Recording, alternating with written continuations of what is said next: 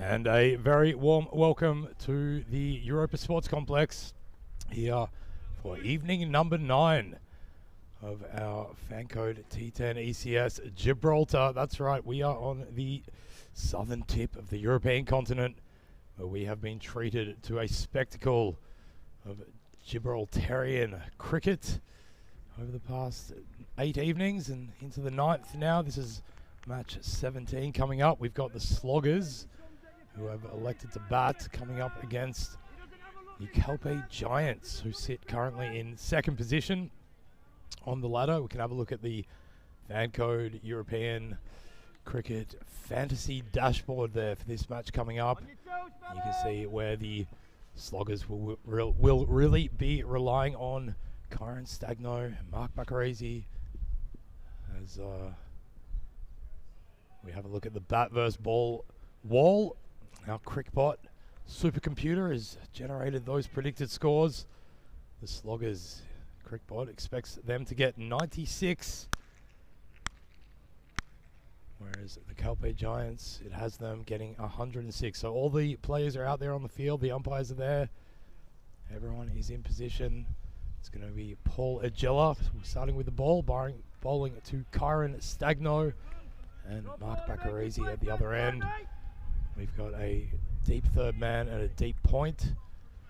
Besides that, 4 men in the ring on the leg side. So you can expect some shorter balls outside the off stump. I feel Paul Agella, he gets a nice bit of swing. There is a breeze coming. It's coming from the left of screen, from the northeast, kind of the bottom left. Here we go now. Let's play some cricket. So that's a good start by Agella. Just short of a length and cutting back in to the right-hander, cramping him up, and well left in the end by Stagno.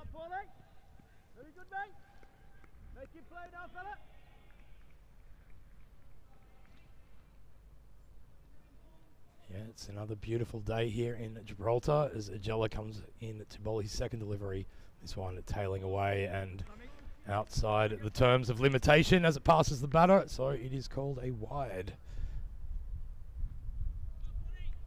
Yeah, we've had a wonderful day of cricket already here in Europe. Of course, the European Cricket League got going today. We'll have a chat about that as the night goes in. Agella now. This one on the pads, and it's been whipped up over backward square leg. One bounce over the rope, 4 runs. Stagno, well, he's never stagnating at the crease, that's for sure. He likes to up the tempo and do it pretty quickly, and he's gotten away to a flyer there. Yeah, it's been some great cricket over there in Malaga at the Khartoum Oval. Hope you've all been enjoying that today.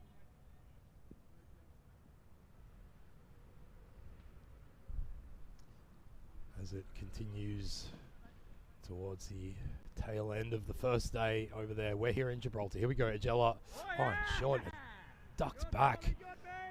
Really up into the armpit of Stagno, who just managed to get a little bit of bat surface to the ball, tuck it down behind square, and might have hit him in the mid-drift.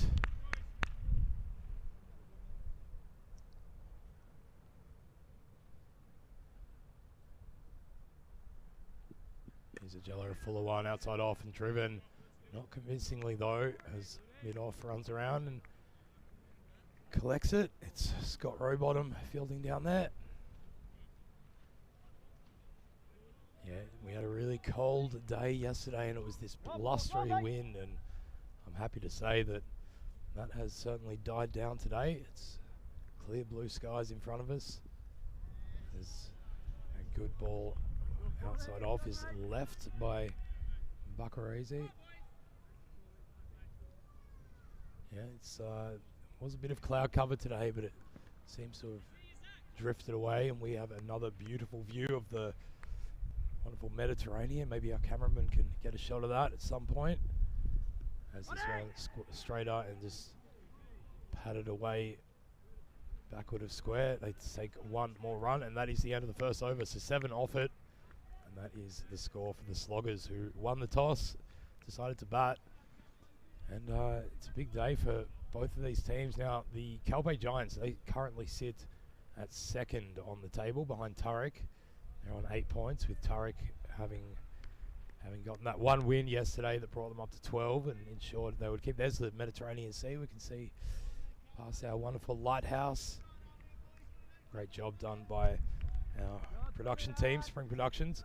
So the Gibraltar Giants, they will want to be, well, if they win both here, they will shore up second spot and not let Bavaria in the door. If they do lose one, it is going to come, or if they lose both, it's going to come down to net run rate. Currently, as the Fuller one is whipped away to mid-wicket and only as far as Sam Horton. Oh, that's Joey Marples, excuse me. Yeah, so if the Calpe Giants, if they drop both these games, then they are currently 0.65 points net run rate behind or in front of Bavaria, as that one's whipped away to cover and almost a run out mix up. So yeah, it will come down to that. If they do lose, it's going to depend on how much, and that is how Bavaria can walk in the door to second position. It's Ainsworth now. He's taking the ball and pushes one past Stagno there. So pretty good start here by the Calpe Giants. They are a really good unit in the field as Ainsworth comes in. Oh no, it's Thomas Orton, excuse me. So not Ainsworth, it's Thomas Orton. Just looks a lot like the aforementioned player. So the Calpe Giants, they're really good at spreading the love, giving their full squad a bit of experience in this unit. As the full one is taken off the pads, and Joey Marples again ensures that no run is taken. So it's pretty quiet in the chat, I assume, because everyone's over there at the game going on at Mulligar, as this one is lifted up over the bowler's head, and also splitting the middle between long off and long on, and finding the rope. 4 runs. So Saiful Islam is in the chat. Hello to you, Saiful. Wants to know who will win this match. Well, our bat versus ball predictor has Calpe Giants as slight favourites, and I think that is pretty fair. We can have a look at it there. Expecting that they will be able to overtake whatever the Sloggers can put on.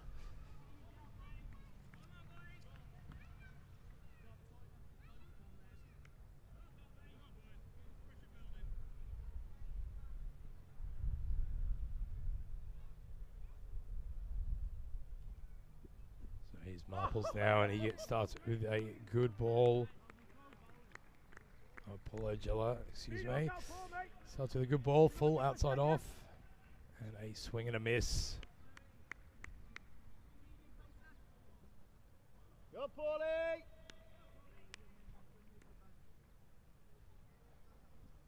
So coming in now to continue his over, and it's got a leading edge away. There's no one at a true point except for on the rope, so managed to take one more run. And this is going at a pretty slow rate for the Sloggers. And Calpe Giants, they do this. They have really good top order bowlers who can certainly rein in a decent batting side, as Chella drops one in short, almost blasts off his front toe and bowls a no ball. So a free hit coming up, and worst of all for the Giants, it is Karen Stagno on strike. Who's umpiring? So I would suggest nothing short to Stagno. You usually will get a hold of it. That's what Agella does, but he just gets the line wrong and gets called as a wide. So the free hit will carry over.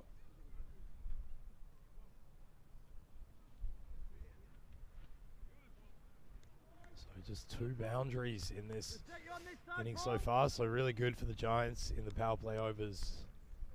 You want to be getting to around 30, 35 after 3. As Stagno comes down, he gets a big edge, I think, but it was a free hit. Good, Paulie, very good. So a good result there for the Giants.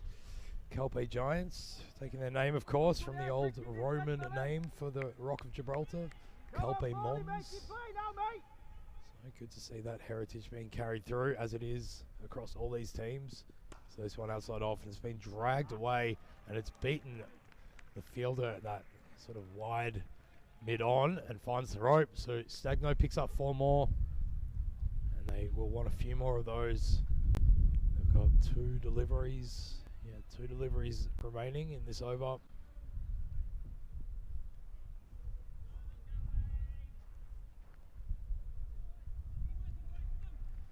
Yeah, the man is in the chat. Hello to you. Very good evening. Lovely to have you here. I'm sure there'll be a bit of a migration as the slower, shorter one from Magella, and it beats the keeper, so it runs down. It's going to be 4 buys. Yeah, unfortunate. It was a good ball in the end. Really good bounce of it. A lot of pace taken off it, so it stayed low. And just had Horton there with the gloves, just getting caught, getting his feet mixed up. So 1 delivery left in this over now. Yeah, I'm sure there'll be a slight migration back in this direction as Magella comes to finish his over, and another short one, and it's not called a wide, so that's the end of his spell. He ends with 13 off his 2, and that means the Sloggers after 3 are 23 for none. Yeah, the man has left Vinny for this game. Well, I'm sure it's pretty exciting over there. I can see that Star CC have managed to put on 93 runs. We saw a great match in the ACL with the Austrian Tigers just defending. 75 was the total that Drew was chasing. Tigers put on 74 and then managed to keep Drew to 58. It's been some exciting cricket there. We saw some powerful hitting as well with the Tunbridge Wells and Helsinki Titans match. Tunbridge putting on 142 and the Helsinki Titans almost chasing it down, coming 10 runs short. And there is, of course, 1 more innings in that action over in Malaga before everyone migrates over down south to Gibraltar. Here's Joey Marples, and a shorter one outside off. It's pulled away, but there is protection now. So we've got a deep square leg, a deep mid wicket, long on, long off, and a sweeper or a deep point. There is then a more traditional, more like a sweeper on the offside, and then a traditional point and a backward or a short third man. This one, well, he likes that area, Stagno, and this is good by the Giants because Stagno can do that all day long, and as long as he's not finding the rope, then it's not going to be too much damage. He moves to 14 off 14 deliveries, so going at a runner ball is not his usual rate at all.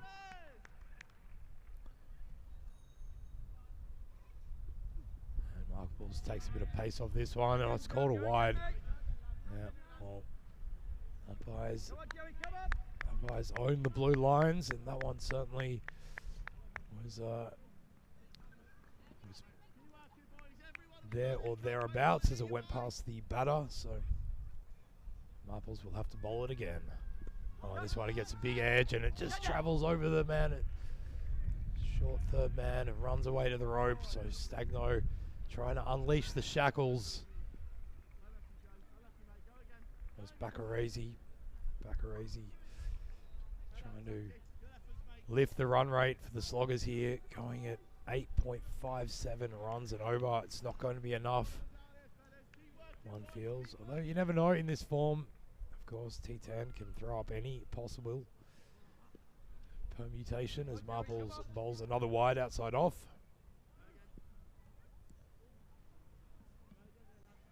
So if you're in the chat, tell us what you've thought about the Gibraltarian cricket so far, and who your favourite teams are. I'm liking the look of the Giants as Marples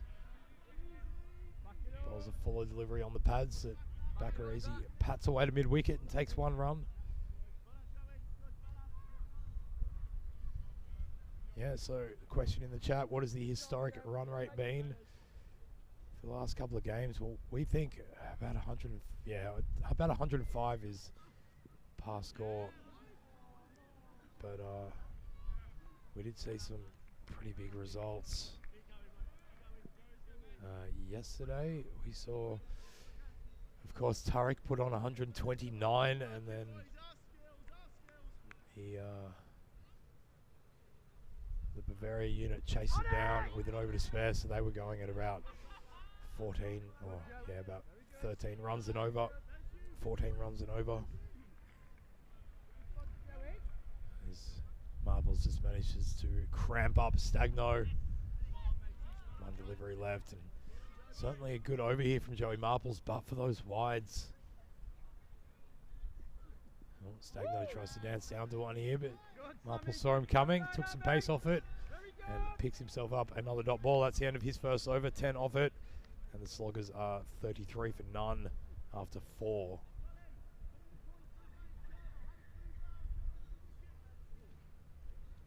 Yeah, what I like about the Giants is that they all seem to be on the same page in the field. There's a good understanding. Paul Agella, and of course you can jump in and let us know what you think on the live chat, European Cricket Network on YouTube. Big hello to everybody watching on that platform. But yeah, Paul Agella, he's a really good leader and a very good communicator. And it just seems like the Giants have a good idea of what the plans are, and T10 really is all about plans and strategies, and in short bursts as well. So they're going to bring Gareth Bunday into the attack. Yeah, so to answer your question, man, in the chat, as Bunday just practices his run up, teams have been going at around about 10 and over, but for yesterday, where we saw one match where teams went about 13-14, as a short one is pulled away down the square leg. It's going to take some effort to stop it, and in fact it is going to beat Harry Scott and find the rope for 4 runs to Bakarese. Yeah, yesterday we had a match where both teams went at about 13-14, and then the second match, the Bavaria unit, they got really cramped up and they were going at about 7 or 8, and then Tariq made short order of that. Here's Bunday, and he has dropped it short again. It's gone even further this time, over the rope, 6 runs. Bakarese is getting going now. Just 2 short and 2 straight. He just rocked back and deposited it over the fence. Where were you? So Gareth Bunday will be wanting to make this his Monday as he comes in. And again, it's just getting his line all wrong. And probably still a bit too short as well. So called a wide, he'll have to bowl that again. That's a bit better as Bakarese just leans back and paddles it away, takes a single and gives the strike over to the Stagno. Kyron Stagno. He has also been quite productive in this tournament. And this one, just a fuller one that he hits with pretty good timing, and it does really fly off his bat, Stagno. He's currently 10th on the list of run scorers in this tournament. He's got 145 odd. Yeah, about 145 runs in the tournament so far. As Bunday resumes. this one's just been Where have you been? Wait, have you seen his paddled around Gareth down to Buckley? square leg, so that will mean that Buckarese keeps the strike. That's the end of Bunday's first over, 13 or 14 off it, and Sloggers a 47 for no wicket. So a good opening stand here on the verge of a 50 partnership.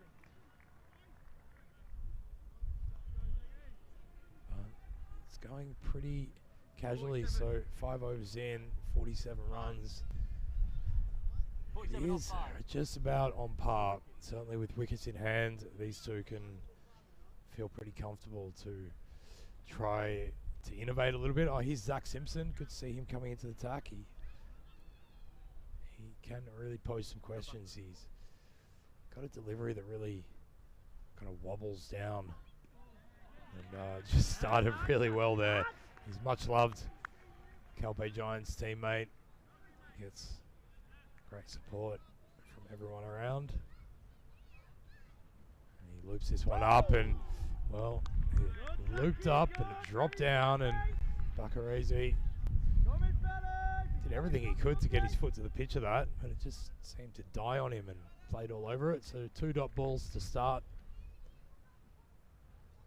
And this one is going to be a no ball, as it has not hit the pitch. Still not hitting that.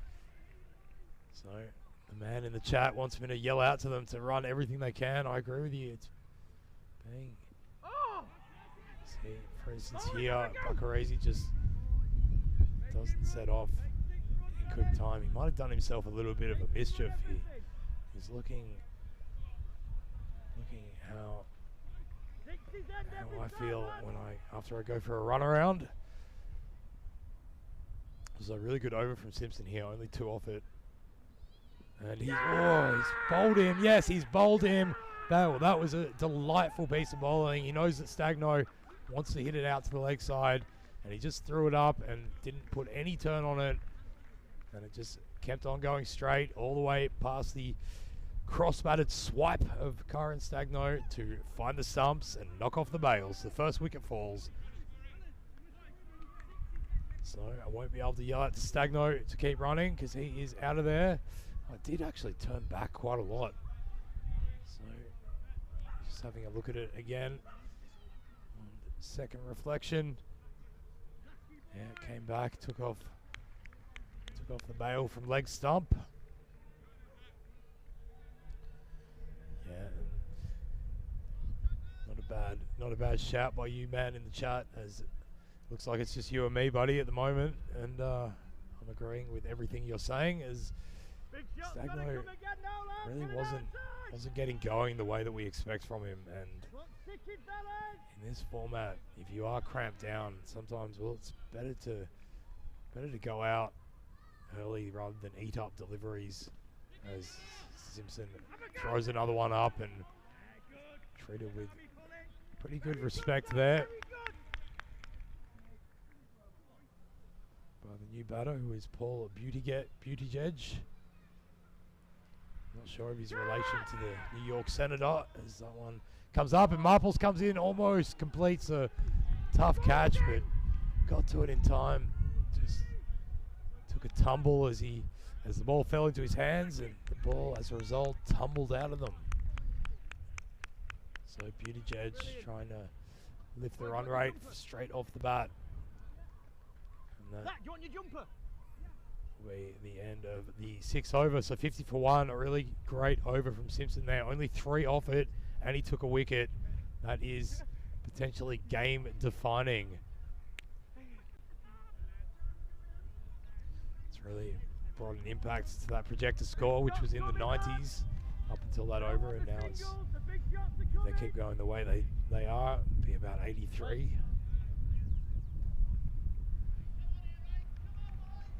So it's Buttigieg on strike as they cross over while that ball was in the air, and this time he goes for a pull shot, and it's been hit straight to the man at backward square leg, who has taken a great catch, and doesn't he love it? He's absolutely stoked, and they get around him. So Paul Buttigieg, unknown whether he's related to the New York Senator. Doesn't matter though, because he is out of here. And that means that Julian Freoni is coming into into strike, and I think this is a good move because he is a powerful hitter, Freoni, and he doesn't mind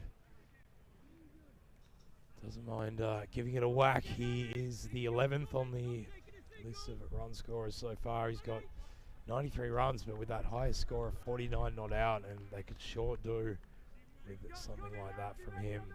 Goes at a strike rate of about 140.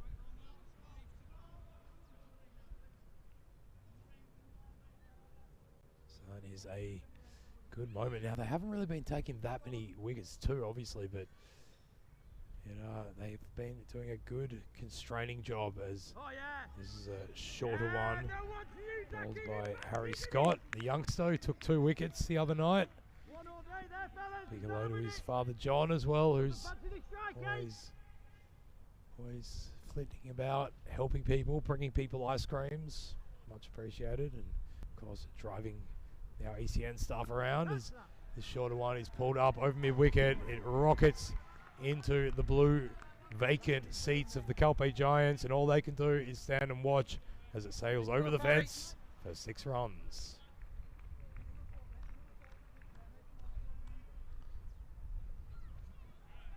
Come on, mate. Come on, mate. So it's Blaze Cook who took that catch, and he's getting some support there in the chat. LPB earns. Reckons he's got the best hands in the Calpe team. Well, he certainly proved it on that occasion. As Freoni fronts up, he's already hit a 6, and they'll want a few more of those from him. And this time he goes again, and he's achieved it again. Wasn't as big at this time, but it was the same result. 6 runs, and this is what they need from Freoni.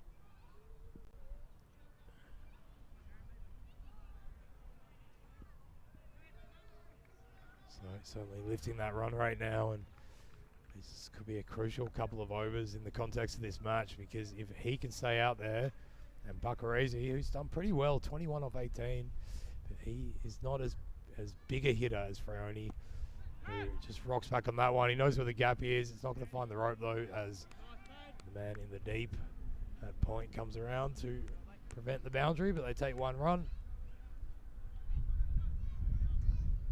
So it's good work by Harry Scott. Got 1 wicket. As one of the young improvers across all the 5 teams, as this one cuts in. Make him run. Get in.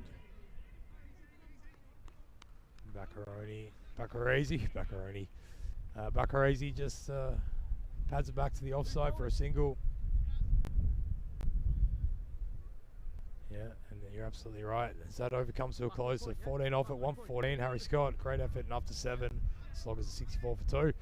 Well, we have more cricket going on in Spain, ladies and gentlemen, and it's up there in Malaga at the Cardamom Cricket Oval. We started today.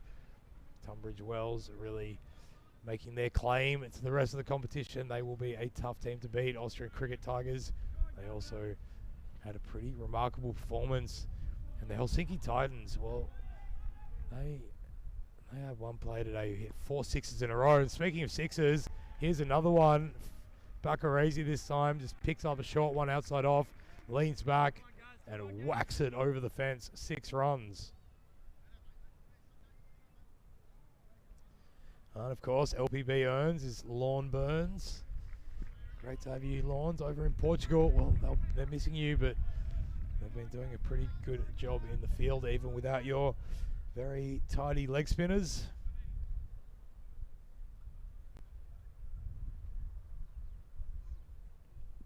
So this one, he's gone for it again, and he's going to get it again. Well, I said there were 4 sixes in a row in a match earlier today over in Cartama, and we've got 2 of them now. So there were 2 in the last over, 2 sixes. And we've already got 2 in this one. And it's not going to be another one, however, as There is protection out there in the form of Thomas Orton. He collects it on the bounce, keeps it to a single. So Baccarese doing really well here. He's just suddenly put the foot on the gas.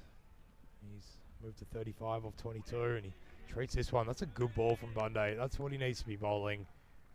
A little bit fuller than what he has been and just pushing it outside the off stump.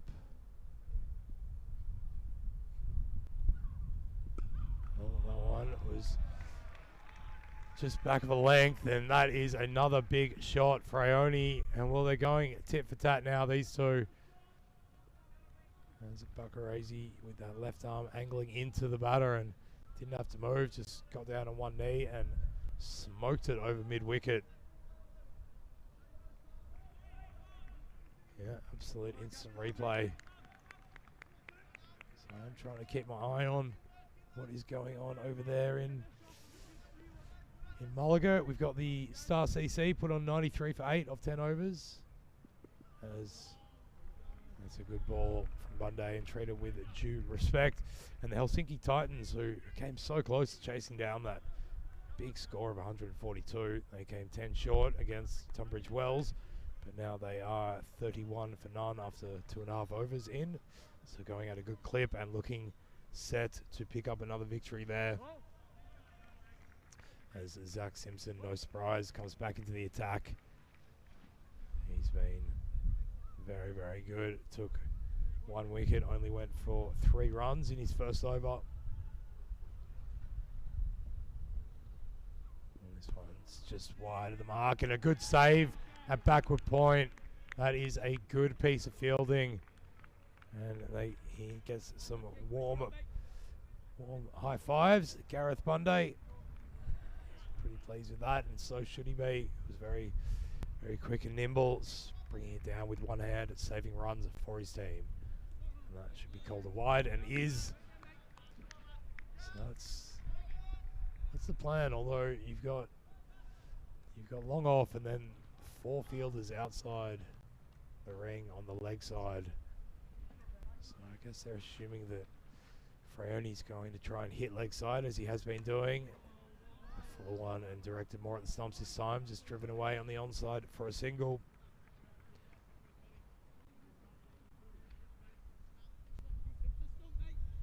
So they've done really well to push themselves up to 85 here. It was looking much less than that, but these two have certainly found the keys to the ignition and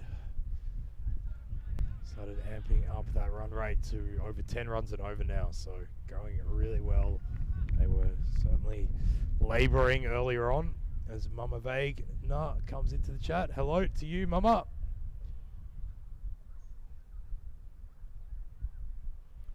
So just getting some confirmation on things, and Fraioni, this is the power of Fraioni coming in at 4, because he's able to play he can play quite classical cricket shots and can hold down an end, but he can also accelerate.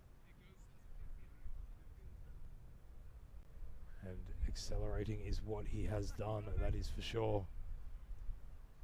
He's got 2.5 overs left now to bring them over 100 runs, as that one is fallen outside off and driven away to extra cover, but unable to affect the run out as they scamper through for 1. Yeah, it's such a remarkable ground, and I know we've been saying it all throughout as Simpson comes in and Baccarese dances down the pitch, but just drives it into his foot for no result. Dot ball. Yeah, every day it's a little bit different, the conditions here, whether it's the wind coming from a different direction or the temperature. It's not as cold today as it was yesterday, as Baccarese drags this one away to the onside, picks up 1 more. So another great over from Simpson. It's exactly what you need, and his captain will be very happy with that, as he finishes his spell with 1 for 9 of 2 overs, and after 9 overs, the sloggers are 94 for the loss of 2. And so 1 over left.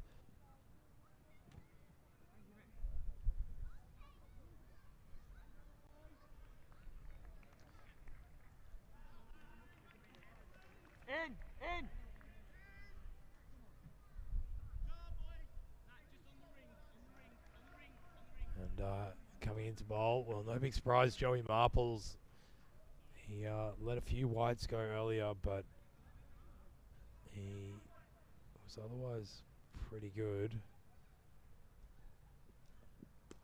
That one short, pulled away, and it's not going to be caught because it's sailing over the fielder's head there. Behind square in the deep. 6 runs to start this over. As Harry Scott could do aught, but just get a bit of whiplash as he looked up and saw that ball travelling far.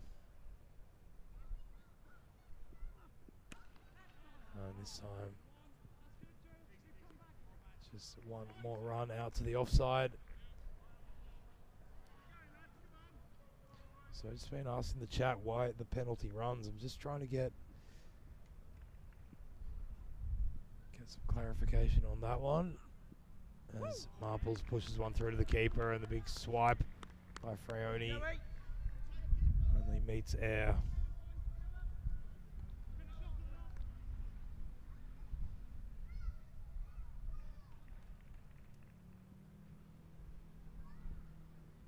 So here we go, 3 balls left now, and that one, well, you could probably hear it. That was the sweetest sound you'll hear on a cricket field, as that came right out of the middle.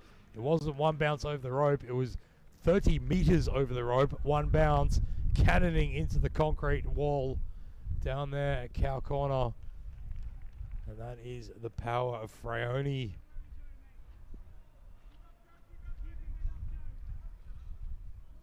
So it's a really great recovery by the Sloggers. They've brought it up to 107 now.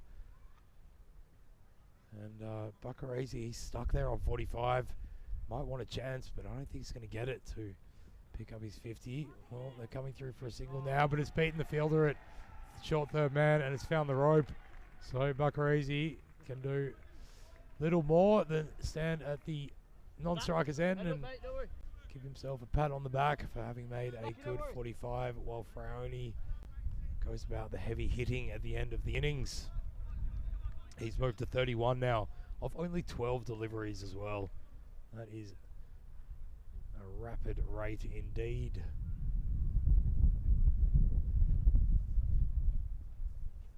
As Marples comes in, and well, he's gone big again, even bigger. And that is how you do it. So the end of the innings comes to a close, and that was a mammoth over. There were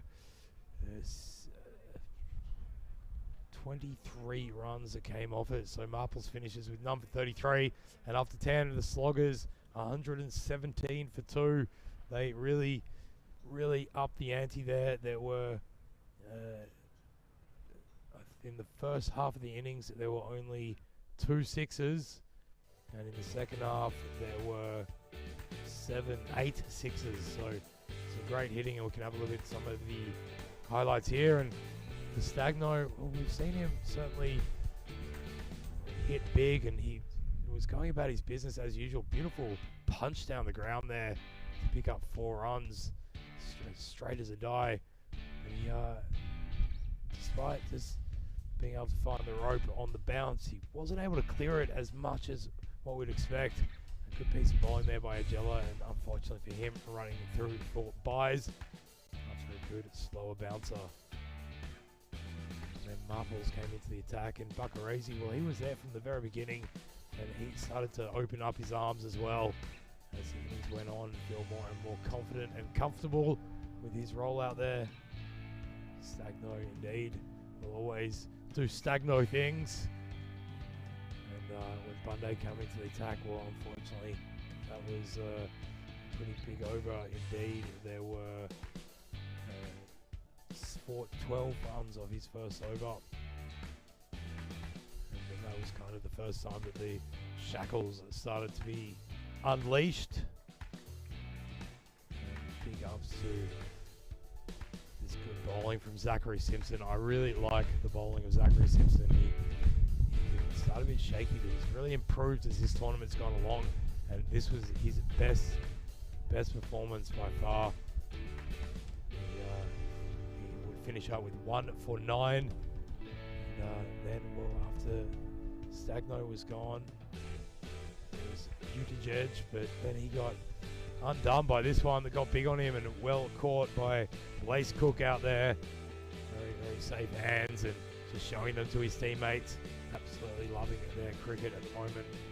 And then it was Freoni time as he came in at number 4. We've seen him bat a bit higher than that in previous matches, but I think it's a good position for him in this format to come in and be able to assess the situation and up the ante, which is exactly what he did. And that really unleashed Bakarese as well. It seemed to free up his mind, and together they started building a really, really great partnership.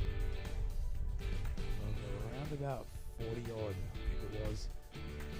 And certainly a partnership that would yield a higher total than what we could have expected at the sort of about halfway through that innings, when it was all looking cramping, like it was cramping up for the sloggers. But then they started to live up to their names, and they started slogging, but also playing some nice deft shots, just using the angle of the bat to find the rope, and well, also combined with a bit of slogging at the very end. So that is all as it should be. As their innings comes to a close, we'll have a look at the batting scorecard now, as we see the beautiful background and stadium here at Europa Sports Complex. Well, it all tells a story, really, doesn't it? It's a good start by Bakarese and Stagno. Buttigieg, well, we haven't seen him too much, and unfortunately failing in his first outing, but I'm sure he'll get another chance. And then Freoni coming in at the end and putting together 37 of only 13 deliveries. So 117 for 2 was the score, meaning that the Calpe Giants will have to chase down 118 if they are to make certain of their second place in the standings here at the FanCode T10 series in Gibraltar. Here is the bowling scorecard. And you can see there's Zach Simpson, the pick of the bowlers, with 1 for 9 of his 2. That is it for the moment, folks. We will be back after a short break. So go get yourself a nice cup of tea or a glass of milk or a glass of wine, wherever you are in the world, whatever you're doing and whatever your fancy is. And we will be back with the resumption of this match after this short break. Until then, ciao for now.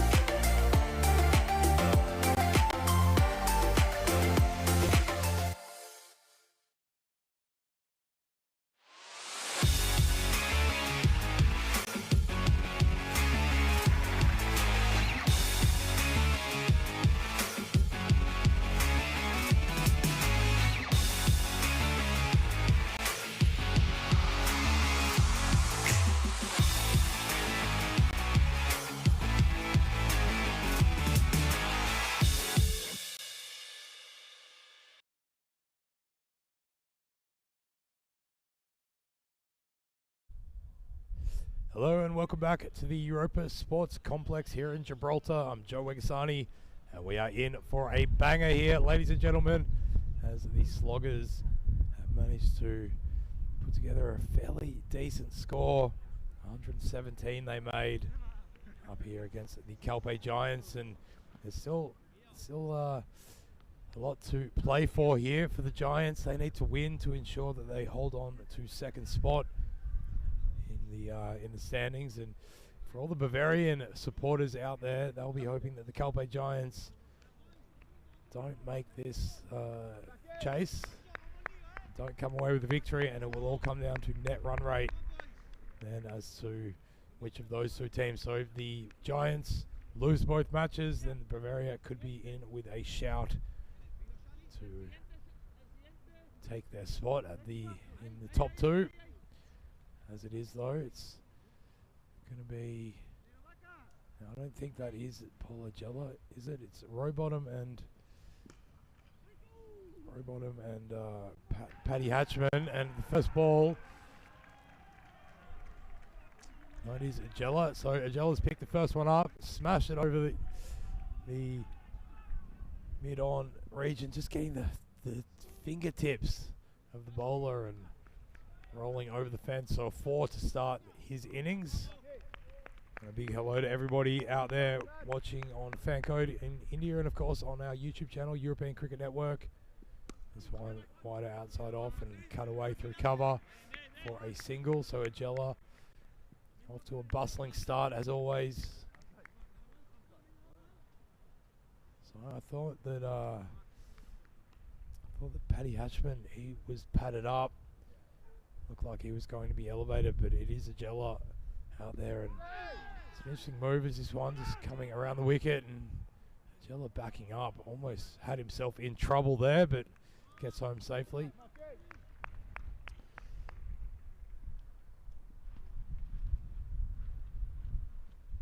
So Bucker easy in now, and well, that's what Rowbottom could do. He can lift it up and send it all the way up to the Rock of Gibraltar. Big 6. Some fine hitting, and this is what the Calpe Giants will be intending on doing. It is a decent score they have to chase down. 118 they're looking for, and they don't want to get bogged down at all and actually really ensure their position at the top of the table by bringing this one home with conviction. Here's Buckarese now, and that one's just been glanced away backward of point for a single.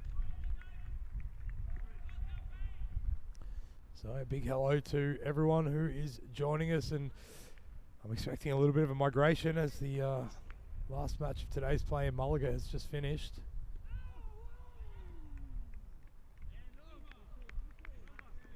And it has been the Helsinki Titans who've taken down Star CC, chasing down 93. And they managed to do it in 7.3 overs, so maybe congratulations to everybody up there for getting that first day done and dusted. It looks like we got here. Yeah, it's going to be Matty Hunter, of course, coming into the attack. So a good first over for the Giants there. There were 12 runs taken from it, all from the bat as well. This is where we do wonder about the Sloggers, is how they perform with ball in hand. Here's Matty Hunter now, and a good ball tailing into the right hander, but just played with respect and deference, but also to a place where they could take a single. So yeah, hello to Michael Daub in the chat. Sam Nick, he's back as well, and Middle Hassan Rafi, who thinks it's game over for Calpe. They will not be able to chase this down. Well, let's find out. Matty Hunter in again now. This one, he has lifted that up, rocked onto the back foot, and pulled that all the way over the mid-wicket fence for 6. Nice hitting. Well, he just looks in really good shape. Agella, he's very, very technically proficient batter and bowler. Carries a lot of weight. opening the bowling and the batting and captaining this young Calpe Giants unit. And it's going to give Matty Hunter something to think about. Just went a little bit too full that time.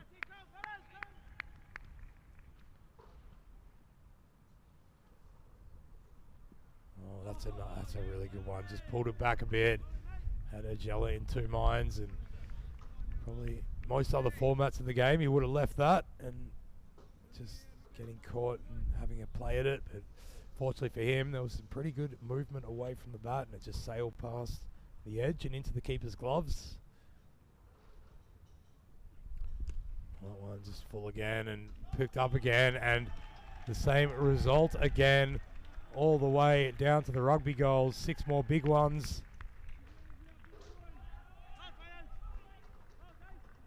That's some really nice clean striking by Agella. He's got a glint in his eye. And we've noticed here this tournament, well, it was all fun and games when we started the first cricket here in Gibraltar in 5 years. And as we get towards the pointy end, tensions are mounting, I can tell you that. As that one takes the edge, but it's caught the gap as well over the keeper's gloves. And then fine of third man all the way to the rope. 4 more runs.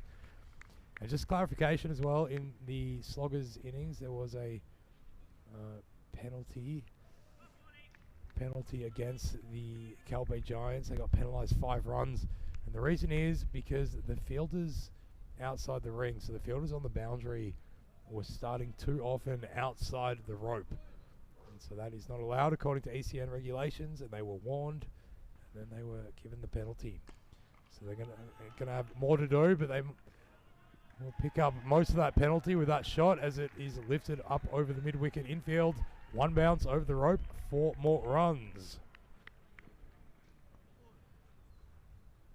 That's a nice shot as well. Bit uppish, but of course in the power play overs you can afford to be taking risks like that, and he's yielded the rewards. So we can have a look at the table there. The Calpe Giants and Bavaria locked on 8 points apiece, and only 0.65 net run rate points between the Giants and Bavaria. So very evenly spread, as this time Rowbottom gives himself room, and he has spanked that all the way back of square leg into the clubhouse rooms. It's going for a shower. That was a big hit.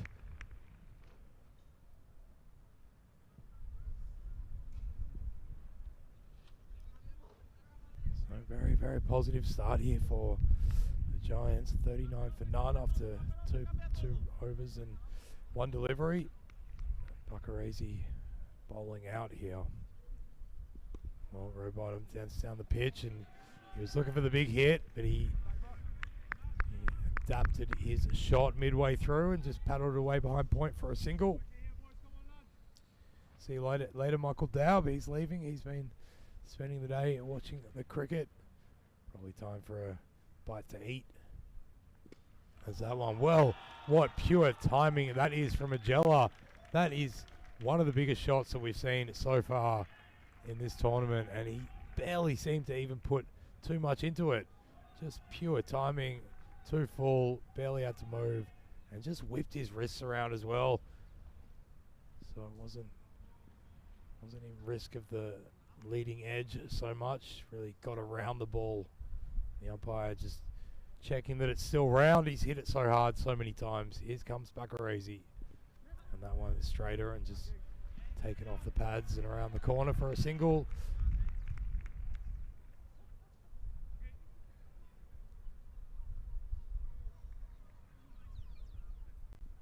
Yeah, certainly tensions increasing here between all the sides involved.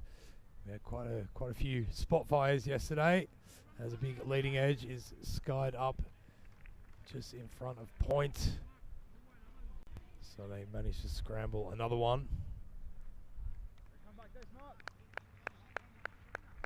So the man reckons they might not even need all 10 overs here. Indeed, the way they're going, the way Agella's going, and showing that he is all class and able to just pick up pick up the singles. So 2 sixes off that over, and that is the end. Buckarese finishes with none for 30, his figures, and the Giants are 49 for none after 5. After 3, excuse me. So the end of the power play. We'll have a look at the urban development chart there, and yeah, for the Sloggers, they really took a while to get going, and then they certainly started to slog it. But as for the Giants, they have just entered the pitch with the volume turned up to 11 and playing like they want to make sure of their position in the final. So this is a wide down leg side. Gonzalez, he's coming to the attack. We haven't seen the Giants for a few nights, so they haven't had a chance to be out there. There's a slower one, might give a catching opportunity, and it has been taken. Nice work by Collado behind the stumps there. There was a sky edge, top edge, all the way into the air, swirling around in this blustery Gibraltarian breeze, and look, diving, going with the flight of it, diving back. Great catch. Collado earned himself and his team the first wicket to fall. It's the end of Edgella, and the score is 50 for 1.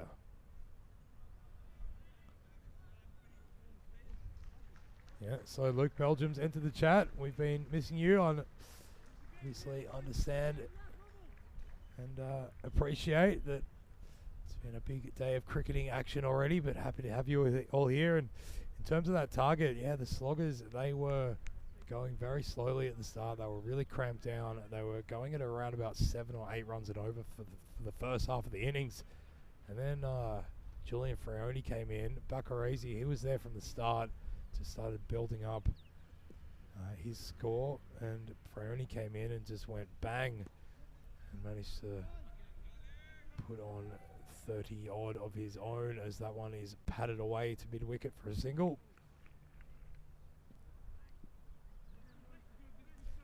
Yeah, we were all pretty lonely in here in the chat. The man just saying everyone was over there with Vinny. That's all right. We were having a good conversation, but happy to have you here now. It's been a wonderful day of cricket. I was enjoying it earlier, sitting in the hotel room and listening to Vinny, Rico and Corey go about their work as Rowbottom attempts to sweep that one away, but just catches a bit of pad and no run resulting. So Paddy Hatchman has come out now, and this is no big surprise. He's also a very fluid player. And this one, oh, a big looping delivery and well left. It would have been so tempting to just try to hit the leather off the ball in that occasion, but Rowbottom deciding that he'd just pick up the extra for his team. So Gamer for Life was watching both innings happening at the same time. That's pretty innovative technology. You can do that these days, as Rowbottom tries to mess with the bowler's head by moving outside leg and reaching for one outside off and poking away for a single. Yeah, there was some good performances today. Tunbridge Wells looking very good, as expected, as that one is played away to extra cover for no run. It's not often you see a team with 3 brothers in it as well, as Tunbridge Wells has, those Williamses, and they were looking very good. And I like the look of the Helsinki Titans as well, as Gonzalez spins that one out beyond the terms of limitation, and we'll have to bowl it again as it's called a wide.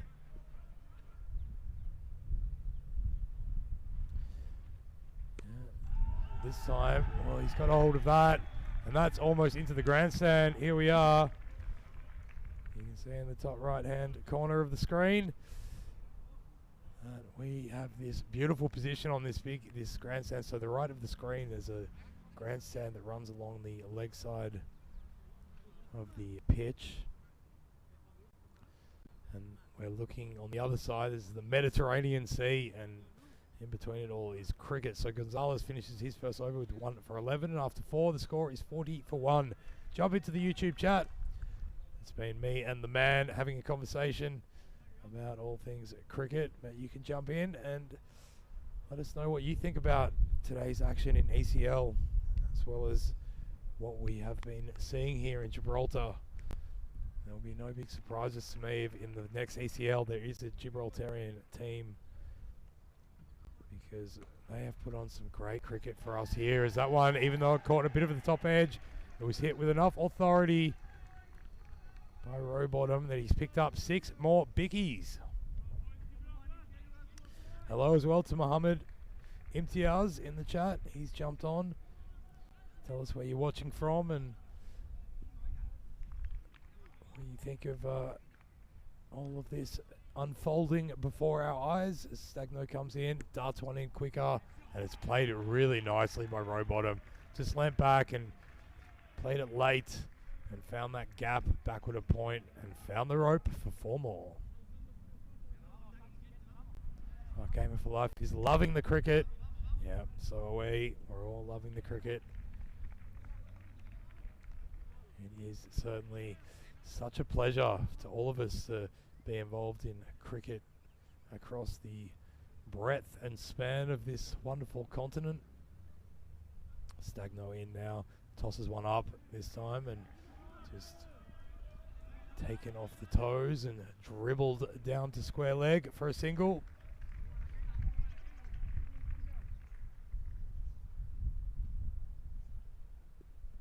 Rowbottom, he's raced away now, 28 off 12. It's Hatchman facing now, and just takes this one off the stumps. He found the fielder at short, fine leg, and lucky not to be run out, as there was some quick thinking there by the fielder to get it back to the bowler's end.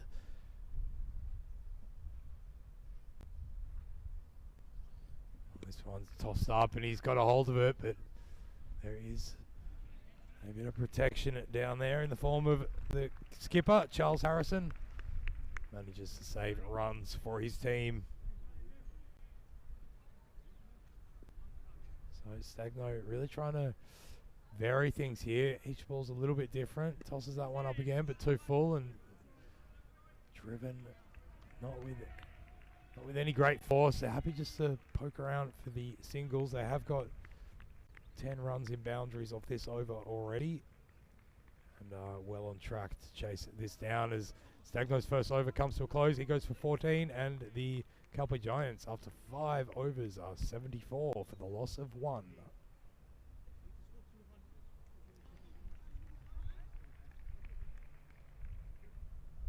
We can have a look at the batting scorecard there now, and that is always a good sign for any team when the top order gets going, and it also good for the Giants. We're not sure how deep the Giants can bat. We know that Sam Horton is due to come in, and he can certainly be a pretty handy cricketer in a tight situation, as we saw earlier, as that one's sliced away, a straight pull shot all the way down the ground, one bounce over the rope, 4 more.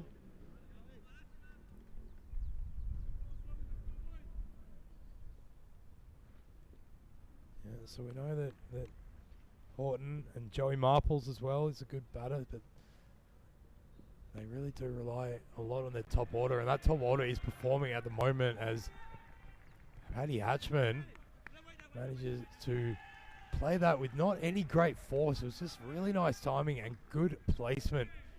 There is the fielder at extra cover, so a big gap there between point and extra cover, and he just found it with ease as it trickles into the rope for 4 runs. Harrison. Oh, and that one dobs up, and it might be caught if Cogiato, well, he's already taken 1 great catch, and that was the mirror image attempt. And unfortunately on that occasion, it just beyond his outstretched grasping glove. So Rowbottom survives, or Hatchman survives, I should say. Yeah, and I agree with you, man. They rely too much on the spinners, the sloggers. They need a little bit of ferocity in the attack. Is that one? Well, it beat Paul Buttigieg, and then Stagno managed to grab it, but it had gone beyond the rope when he had it in his hands. So that is going to be 4. And Rowbottom really doing a great job for his team here. Yeah, and his foot was just on the rope as well. So this time he just defends it away on the offside and sets off for a quick one. Oh, there might be overthrows. No, it's been backed up there behind the wicket. Oh, Gamer for Life is just making me blush there in the YouTube chat. So excited for the final. And if I'm the guy in the commentary, you'll be even more happy. Well, I'll be here, and we're hoping that Mr. Maximo Vidi Sando will also be back. He loves taking a quick trip down from Mulliga to come and stay connected with this beautiful Gibraltarian cricketing scene as Harrison's over comes to a close, 14 off it. And the score after 6 is 88 for 1. And big hello as well to Prashant Bandari in the chat.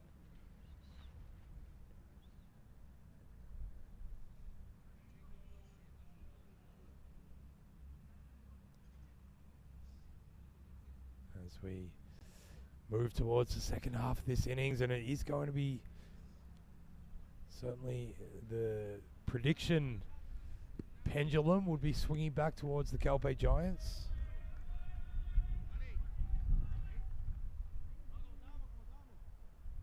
So the man reckons I need a colour guy to help me out. Well, certainly Vinny adds a lot of colour, that is for sure. As Matty Hunter comes in this one.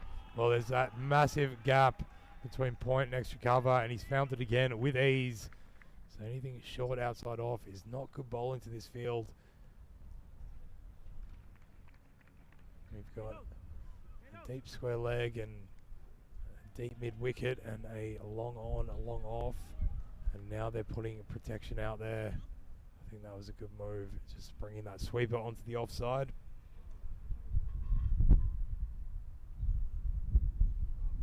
Hello as well to James Stevenson, who's joined the chat. Come on the Giants, he says.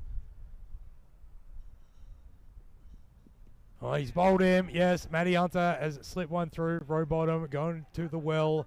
One time too many. Moved across outside the line. Tried to whip that away behind square on the leg side, and it gets himself bowled. So a good innings comes to a close with that, and a nice response by Matty Hunter as well.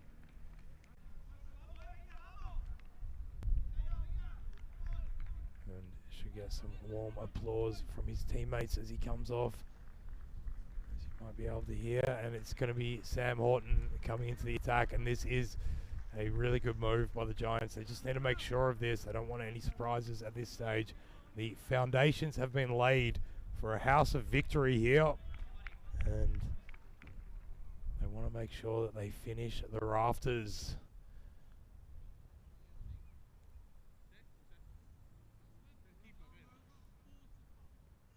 So Rowbottom, he's gone 38 off 17 he made, and it's a great innings at the top of the order. So here's Sam Horton facing Matty Hunter, and that one cutting back into Horton. He just plays it off the back foot really well, actually. Down to point for a single.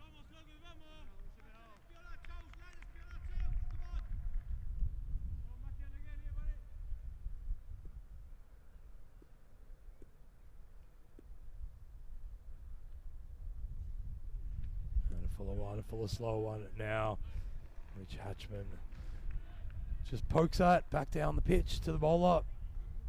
So what we don't want to see here from the sloggers is them dropping their heads or thinking this is done and dusted by any means. Anything can happen in T10 cricket, and it usually does. Short one this time, and Horton, or Paddy Hatchman, excuse me, just tries to swivel around on it, but unable to make contact. So a dot ball.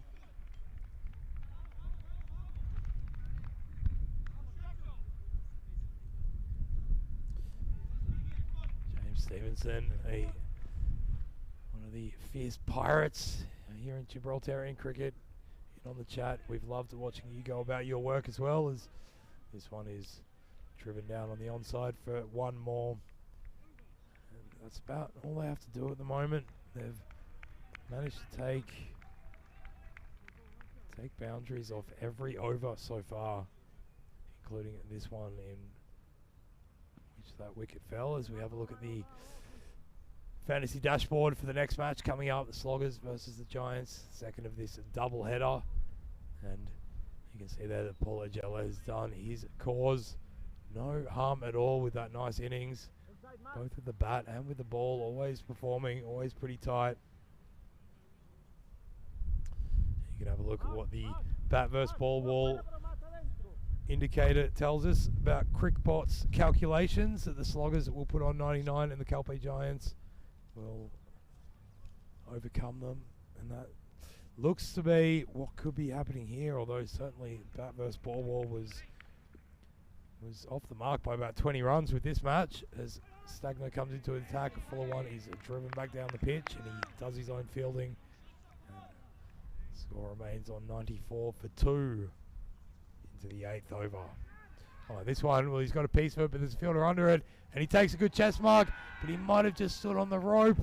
Yeah, that's going to be checked. I think he has conceded. Yeah, it was good work by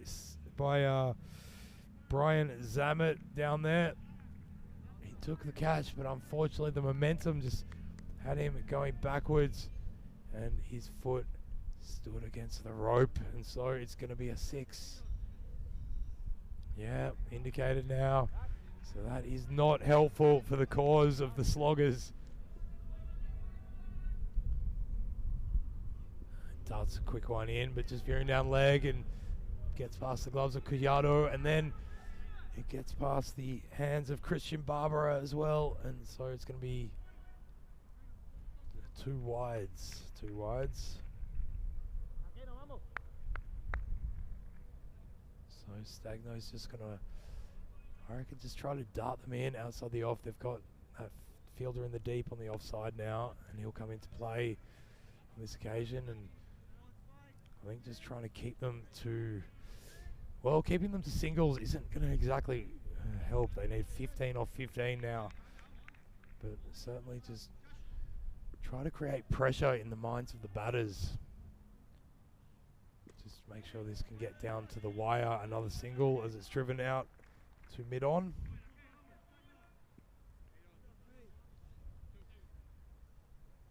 So yeah, if you do have questions about Gibraltarian cricket, get into the YouTube chat. James Stevenson's in there. He's a Pirates regular, as that one's being cut down to point, and another single is the result. So you can get in there and ask James what it's like to play here in Gibraltar. We've been getting great feedback from all the players involved, as this one's tossed up on the full, and it might yield a wicket as it's gone right up in the air, but it's going to fall in no man's land. Stagno doing his best to try to get there on time. So that's the end of his spell. He goes for 26, and after 8 overs, Calpe Giants are 106 for the loss of 2, chasing 118. So they need a runner ball, and they will come out victorious in this fixture and pretty much lock up. Yeah, they will lock up their position at the top of the table.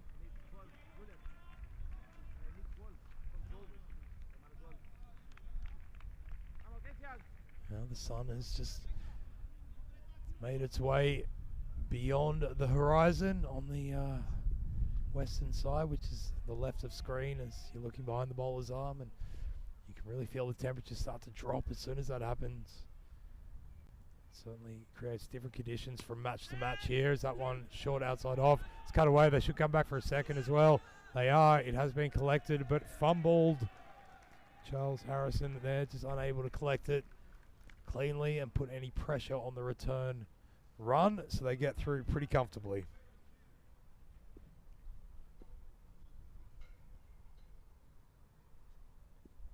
And this one's got a bit of top edge to it as well, but it's top edge all the way. Well, I say top edge, it probably not doing it a good service with that description, but it certainly wasn't out of the middle, but he's such a powerful striker of the ball.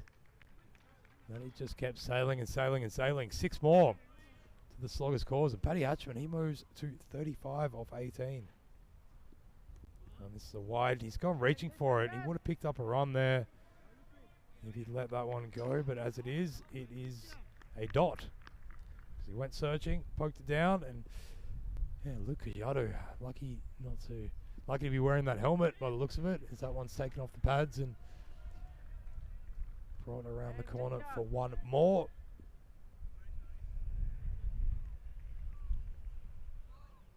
So 4 off 9 are needed now for the Giants. And this will be disappointing for the Sloggers because they did put on a really good total and just didn't quite have the firepower in the field to be able to really threaten the stumps. Matty Hunter's probably their most threatening bowler. And was unable to take the amount of wickets needed to really put pressure on the Calpe Giants as they take another single away to point, leaving them only 1 run needed now for last over. So that's the end of it for Barbara. He finishes his 1 over with 11 off it, and Calpe Giants are 117 for 2 with 1 over remaining, so only 1 run needed. And just haven't had to do too much in the previous overs. They've only hit, in the last 3 overs, they've hit a 4, a 6 and a 6 in each over respectively. And they've just been poking around and taking singles, and it's just really good formulation of a team innings here. They went really heavy, hard early on, and that just allowed the middle order to come out and not have too much pressure on them, to be honest. Matty Hunter, like I said, probably the best of the bowlers with 1 wicket for 6 off his second over. It's that one, another single, and that is the end of the game, folks. So the Calpe Giants, they win fairly comfortably after chasing down 118. They win by 8 wickets with a great performance by Paddy Hatchman coming in at number 3. He put on 38 off 22. And of course at the top of the order as well, it was Rowbottom who was able to put together a good innings to set the foundation. Edgella, of course, as well. Edgella really got going from the very beginning as he looked intent on bringing this total into rain fairly early on and playing some pretty deft shots. It was an attempt at stumping there. Some good work by Cuyado, but the foot just remaining behind the line. And then, unfortunately, wasn't really a half chance, but Edgella, having survived, just went on to continue to build a really significant innings. As playing all around the wicket as well, 360 degrees, finding it with ease. And so the top 3 batters for the Calpe Giants all making it into the 30s. Paul Edgella with 33 off 12, and then Scotty Rowbottom 38 off 17 was certainly also made his contribution known. And then Paddy Hatchman coming in and putting together 35 off 19, and that is how you chase down a 120 odd run margin or total. And this is a good catch by Luke Cuyado, so that it was going to take something special to get rid of Edgella, and that was what Cuyado produced with that diving catch, running back with the flight of the ball. But unfortunately for the Sloggers, he was replaced by Paddy Hatchman, who didn't waste any time going about it, and Rowbottom, he just kept growing and growing and growing into his innings. Especially loved his cutting on the down to the deep on the offside. He was just finding that gap with relative ease, and joined it by Paddy Hatchman as well. So despite their best efforts, the Sloggers, they were unable to really contain that powerful hitting at the top of the order by the Giants, with all the little things just not really going their way either, such as on that occasion where Karen Stagno managed to save the ball really well, but his foot just touched the rope. And then there was another occasion in that innings where there was a skied chance down to the deep that was dropped. Matty Hunter came in and picked up a wicket, so he did his job for his team. And unfortunately, it would not be enough. And this was the other one. The chance goes begging just because of small matters of fortune, really, just the momentum of the ball carrying the fielder all the way to the rope and having his foot touch it. So that was a 6 as well. And you can have a look at the batting scorecard, which is a really healthy one for the Calpe Giants. They'll be feeling very good about it, as they've shown that when they get going, they can chase down a total that we think is above par for this ground. We've seen teams generally making about 100, 105, 110, and on this occasion, even though they had to chase down nearly 120, they did it with relative ease. And as we look at the bowling scorecard, Ryan Gonzalez, he only bowled the 1 over, went for 11, but he did pick up that wicket with that great catch by Collado. And then Matty Hunter, yeah, he went for a few in his first over, but everyone was going for a few in their first overs because that was where the heavy hitting was done. But he managed to pick up another wicket as well and was pretty tidy in his second. And pretty much opposite urban development charts there. Well, the Sloggers, they started slow, got some investment towards the end and built skyscrapers, whereas the Calpe Giants made sure that the difficult work was done at the beginning. And that's the end of match 17, folks, here at the Europa Sports Complex in Gibraltar. I'm Joe Wegasani, and we've just seen the Calpe Giants take down the Sloggers, and we'll be back for the second of tonight's header between these two teams, and we'll see whether the Sloggers can turn it around and slog their way to a victory against the Calpe Giants. I'll be back with all that and more in around about 20 minutes. Until then, ciao for now.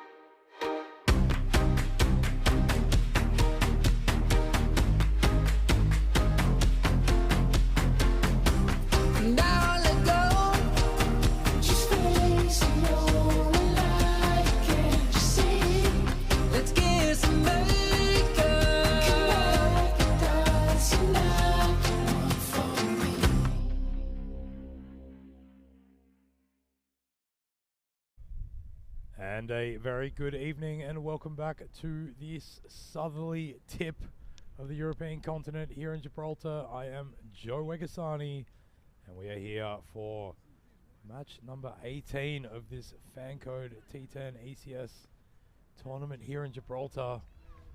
And it is these two sides, the Calpe Giants and the Sloggers, slogging it out. The Calpe Giants took the honours in match 17, just passed. And they managed to chase down 118 set for them by the Sloggers. And now we're back to do it all again as the Sloggers won the toss on this occasion and have come into bat again. And we've got a bit of a change in the batting order. It's Mark Baccarese, the usual opener, but he has been joined out there by Brian Zammit, who we haven't seen a lot of in this tournament so far. And quite unusually for the Calpe Giants, but we know they like to mix things up and change things around. And normally we would be seeing the skipper, Paul Agella, taking the new ball, but on this occasion it is going to be Jack Horrocks to come in and try to horrify this Sloggers top order as he gets the honours. The umpires out there, as are the batters and the fielders. Umpire just checking everything is in order, waiting for the clock to tick over, asking everyone, do you want to play some cricket? And we all know what that answer is going to be, because what we've seen is an absolute passion and love for the great game of cricket here in Gibraltar, and absolutely stoked that it's continuing into tonight and 2 more nights after this. Okay, we're all ready. Umpire gets the go ahead. Let's play some cricket. Here we go. Horrocks in to Zammit. Oh, and it's a good ball. Left arm over the wicket. Coming into the right hander, just short of a length. And pushing it across the bat. So a good dot ball to start proceedings here. Yeah, and a big congratulations to Calpe Giants with that victory in the last match. They shored up their spot in the top 2. So it will be a final between Turek and the Giants. And this one, well, he's lent onto it just short of a length. Similar ball, but just getting a little bit straighter on the leg side. And Zammit good enough to just paddle that one away. Beautiful pull shot, beating the fielder, finding the rope. 4 runs. A lot of a chatter on the field out there. The Giants, they really like to encourage each other and talk lots. Let's see how they go now. Horrocks in to Zammit. And this one too far down leg, called a wide by the umpire. So he will have to bowl that one again. Yeah, it's certainly been an intensification of feeling and emotion here in Gibraltar as this series has made its way towards the pointy end, and a lot of good rivalries between these clubs that have emerged. As that is a good ball from Horrocks. That is exactly the angle that he is looking for. Might try to get one well, he's bowled a couple of short ones, and I wouldn't be surprised here to see one more of those, and then a nice full one angling in at the stumps. Let's see how he goes. A 4th delivery of the first over coming up. Well, that one, it's been played down to 3rd man. Just opening up the face of the bat and letting it glance off. So Zammit makes his way to 5, and this gives Baccarese a chance. Baccarese coming off a really good innings in the previous match. He got all the way to 45, not out of only 28 deliveries. He's on strike now to Horrocks. And this time tries the pull shot as well, but just gets a bit of the toe edge of the bat and down to backwards square leg for a single.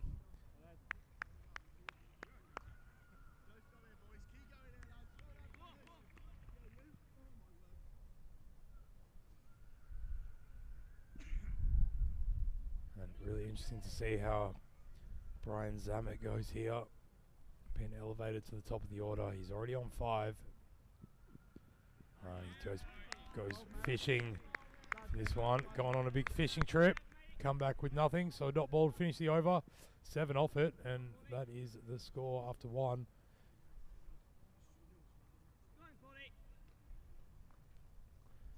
So a good tidy start. But we saw that in the last match. The Sloggers, they didn't really get going until about halfway through the innings. They were travelling at around about this rate. There has been another change in the Calpe Giants lineup where Scott Rowbottom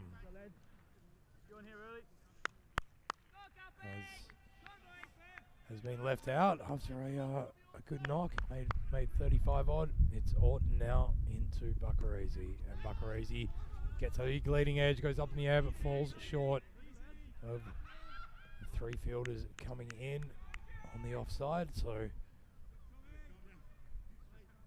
they didn't take a single from it though, so a dot ball.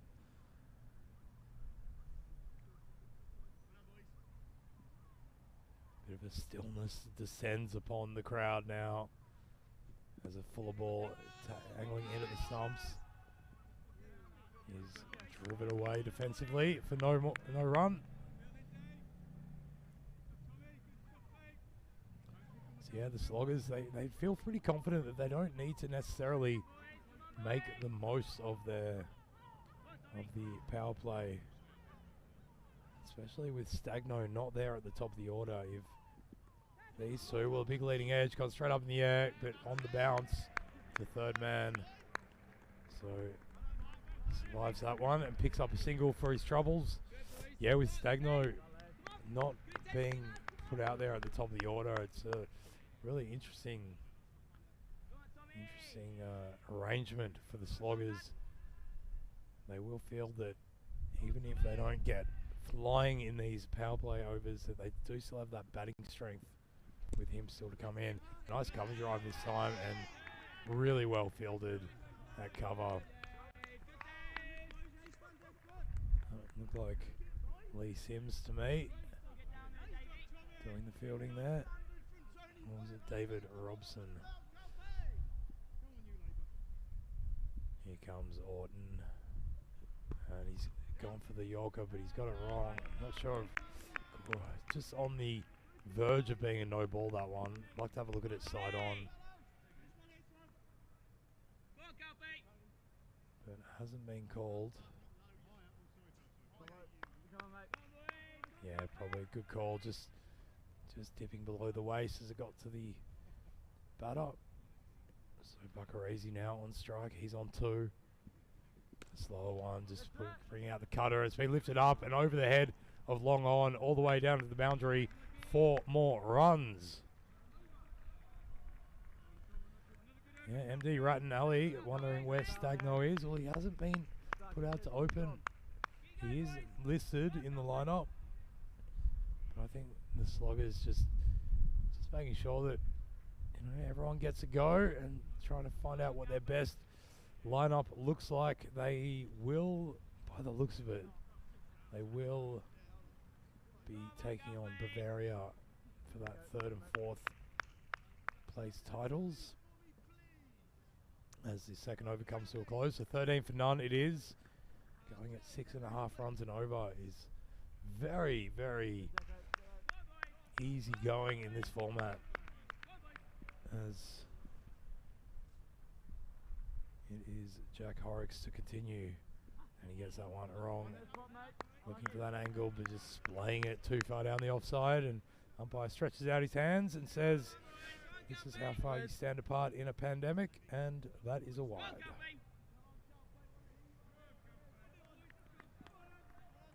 Still a lot of good chatter out in the field, and we do have a crowd in again tonight. It's just been such a great, consistent part of this tournament that Gibraltarians can come down and watch some cricket. Shorter ball outside and pulled away with authority. One bounce over the rope. 4 more runs. Zamet, where has he been? Haven't seen him at all up until now, and Tell you what, that is a beautiful looking pull shot.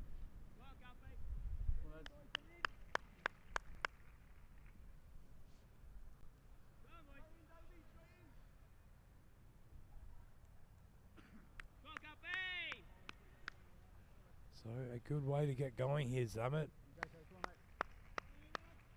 Where they really know that they'll need to put on, you know, more than, well, they put on 117 in the last match, and I'm sure they've all been watching a bit of ECL action today and be eyeing off that kind of 130 mark.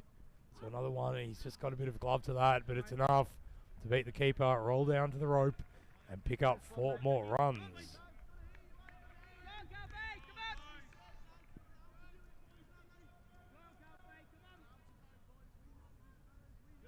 So that is 16 runs off Horrocks bowling so far in this over. We've had 8, 2 fours of course, or 9. That was a wide bowled at the very beginning. So that's a better ball, that's what he wants, looking for that drive. There is a man out in the deep, just forward of point. There's also a backward point in. There is that big gap. They've got, it's not really traditional cover, it's more an extra cover. So a big gap there on the offside, tempting that drive. I'd be tempted to bring in the third man actually, looking for that edge. Well, he tries to hit him back to the Spanish mainland, but all he can do is trickle along the ground to mid-on and pick up one more.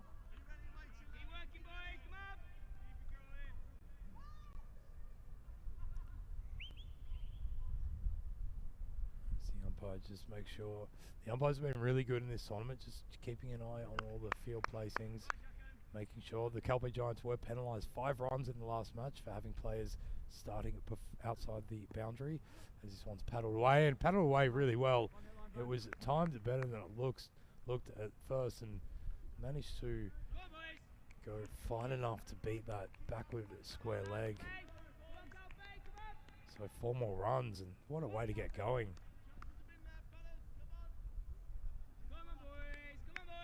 This is the kind of start that the Sloggers were looking for in their previous match. Their power play was going at about 7.5, 8 runs and over. And so certainly doing better than that on this occasion and hitting far more boundaries as well. Bakarese on strike, and he looks for the same, and he gets the same. 1 bounce, 2 bounces, a little dribble and a little dance, and over the rope he goes for 4. So that's unfortunate for Horrocks, who's got that good angle to work with, and just getting that 2 straight. He doesn't have to put it too far down the leg side as that over comes to a close. So he finishes with 25, and after the power play, the Sloggers are 31 for none. So umpire just signalling there that the power play has come to a close. We can have a look.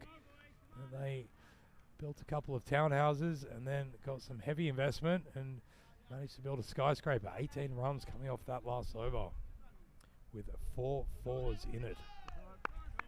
And now Lee Sims will come into the attack. We didn't see him in the previous match, but a good bowler often picks up a wicket. Just puts that one short outside off, and being played with authority by Zamet.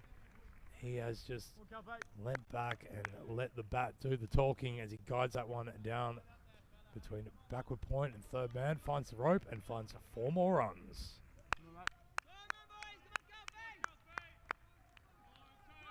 So really on target now to breach that triple figure mark. Certainly that wickets in hand column is going to come in handy if they can keep this up, and should do with another ball like that, short, wide, outside off. This time the fielder at point manages to collect it and keep it to just the 1.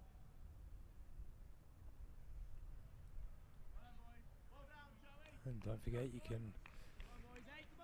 tune in from tomorrow. We've got more cricket there from Mulligar at the ECL, and then the second last day of this series here that is a good ball from Lee Sims that was certainly tempting to pull, but just hurried through on the batter. Bakarese unable to get anything onto it, so a dot ball.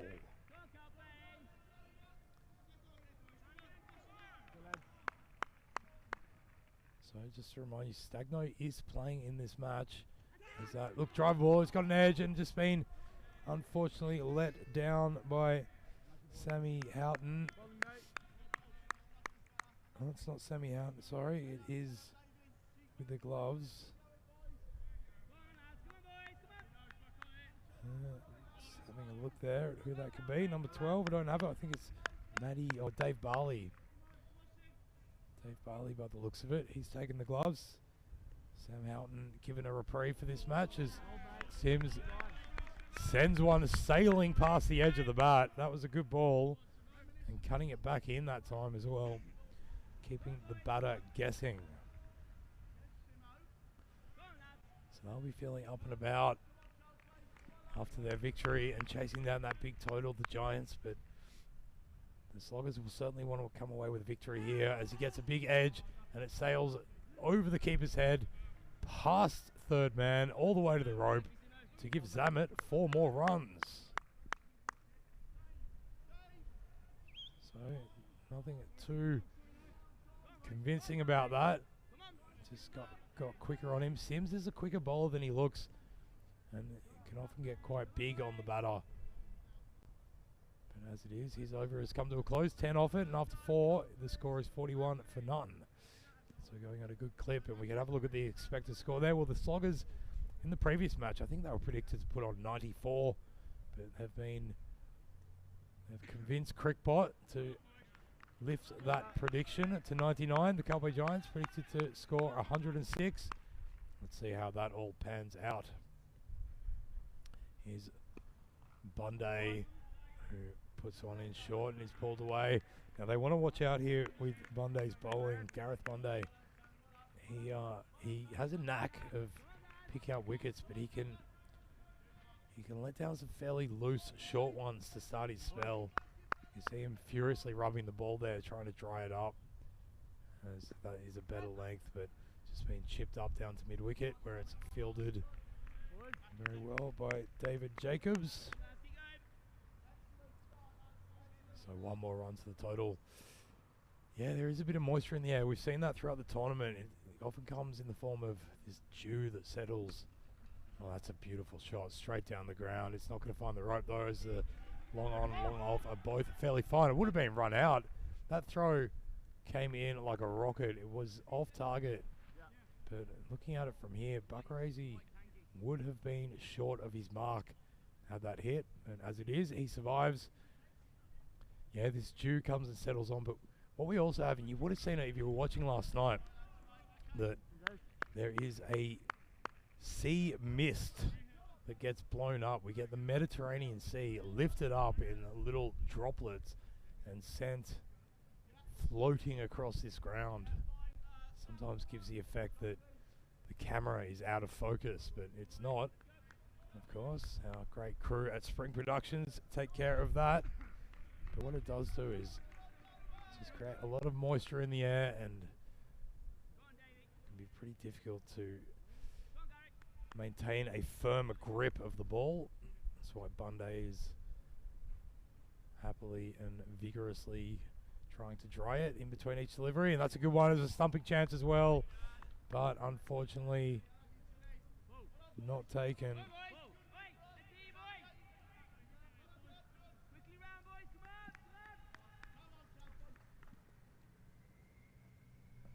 And this one on the stumps, Fuller, and yeah, Zamet did pretty well to just wait on it. Those can be the ones that are really tempting to get forward and try to drive, and often batters play over the ball.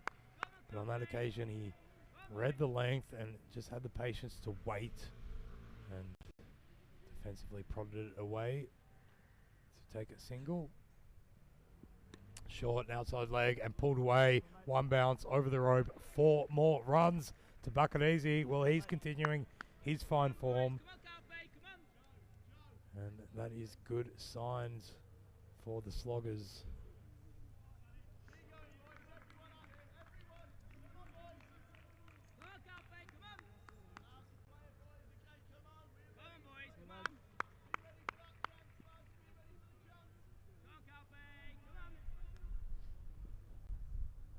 As now we get towards the middle stage. So last ball of this over from Monday. It's gone for 9 already. And this time that is a shot with authority. Down on one knee, holding his shape. Buccarese, he liked the look of that. Straight off the bat, over the rope. 6 more runs. Beautiful hitting. Just dropping too short and hitting it against the spin, but he hasn't been moving it too much Monday. But anyway, that's the end of his first over. And we can have a look there. The score is 56 for none after 5. And these two have already put on a nice opening partnership. So yeah, 15 coming off that over. And it's going to be Joey Marples into the attack. And a great ball, a searching Yorker. He moved it in and then really cramped up Zamet. A beautiful piece of bowling. And he lifts his hands to his ear and says to the crowd, "Let me hear your applause and general glorification of that moment," because that was a glorious moment indeed. Joey Marples breaching the defenses of Zamet. He managed to get right through that gate and knock over his stumps. Beautiful bowling from young Joey Marples. Don't forget, you can jump in the chat. Yeah, let us hear all about it, just like Joey Marples is asking. Jump in the chat on our YouTube channel, European Cricket Network. Love to hear from you all in there. MD Rattan Ali is in there. So go on, Mavla. Big hello to you, wherever you're listening to or watching from around the world. I welcome you to the second most southerly tip of the European continent. Well, we are having a sensational time here watching the cricket. And here's Stagno. So that was a good move in the end, because putting Zamet up, they got a 55-run partnership, 56-run, and now Stagno can come in and he can go about his business as Marples drags that one wide down the leg side, and it's called as such. Yeah, so depending how Stagno goes here, of course, but he's generally been relied upon to, you know, put together 20 plus. I think there might be one innings where he's failed below that score. And as he whacks that so hard, straight down the ground and mid-off in the form of Paul Ogella, comes across and protects the rope.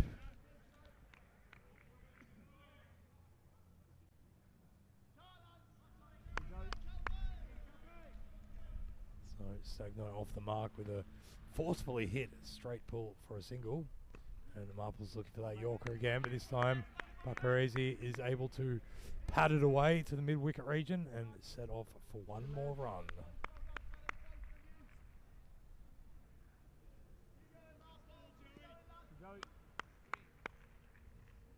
So yeah, it's going to be tight here if the sloggers keep going and if this man can get going, but he's hit that in the air and it's been caught. He's been caught at extra cover. So that gamble, well, didn't quite work all the way the sloggers wanted. Stagno, he's there to come in and put together a big score, and there we go. I've put the curse on him because he has gone for one run, facing only 2 deliveries. And Marples, he's suddenly got 2 wickets to his name. Wonderful over. So 3 runs off it, but 2 wickets going down. And that catch is held on too tightly. So a good piece of work by the Giants. And this game is pretty even Stevens at the moment, I feel. Although we know with the batting power that Calpe Giants have, they won't be daunted by anything around 120, given what they just performed.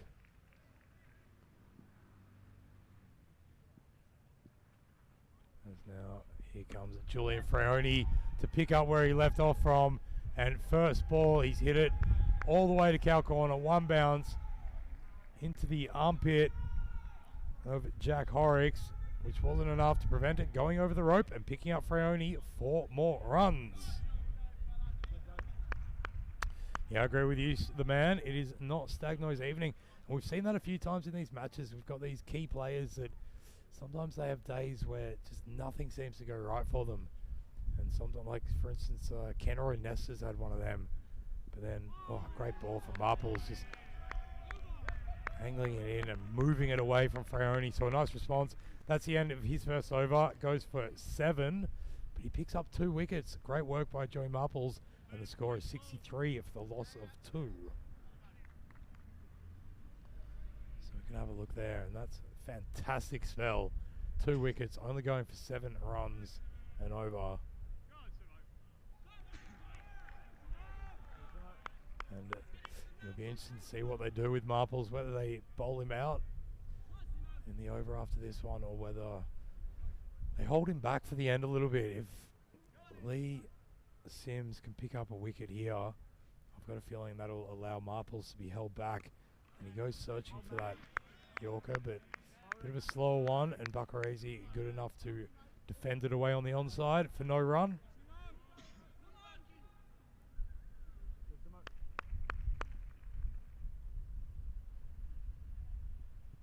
So this one's shorter now, and Freoni goes for the pull shot, but cannot get a hold of it. Oh, it's Buckarese, excuse me.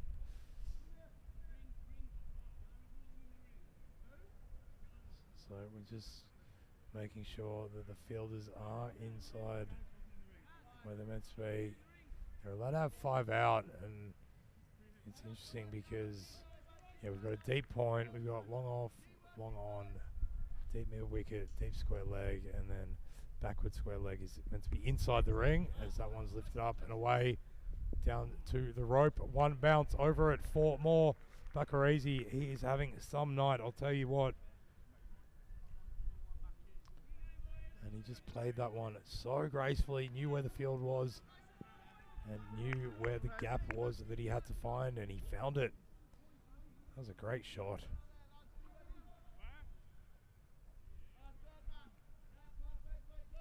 So he moves to 32 now off 17 deliveries. And they are certainly on track for a similar kind of score as what we saw, and they're going at a better clip than they were at this stage of the innings in their last match. And this time, this one veering down leg, and he tries to pull it away, but only gets a bit of pad. I think the umpire's going to signal leg by. Yes, he does. So 1 more leg by to the score. Yeah, I agree with you, Sam Nick. A really hard shot to play. That previous, it's kind of an uppish ramp shot, but square of the wicket. And it was very gracefully played, and to time it well and not get the edge was certainly something, and this is something as well. As Freoni, he will eat those ones for dinner all day long, as that is lifted up over the fence. 6 more runs.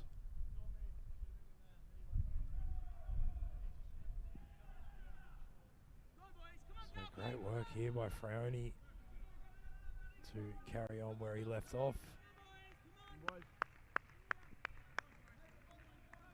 He's certainly accumulating some scores, and just going to have a look, see if I can find what his work has been for this tournament so far. As Sims comes in, looking for that Yorker again, but displaying it wide down the leg side.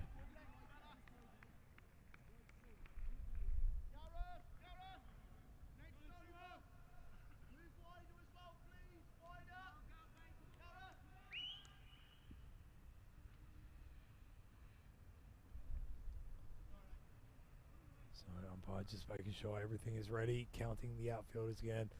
It's that the backwards square leg is walking in, but he has to be inside the ring when the bowler releases, and they're just keeping an eye on that as that one is cut away, but really well saved down there in the deep by David not Dave Jacobs. Where we go there? Dave Jacobs got the gloves.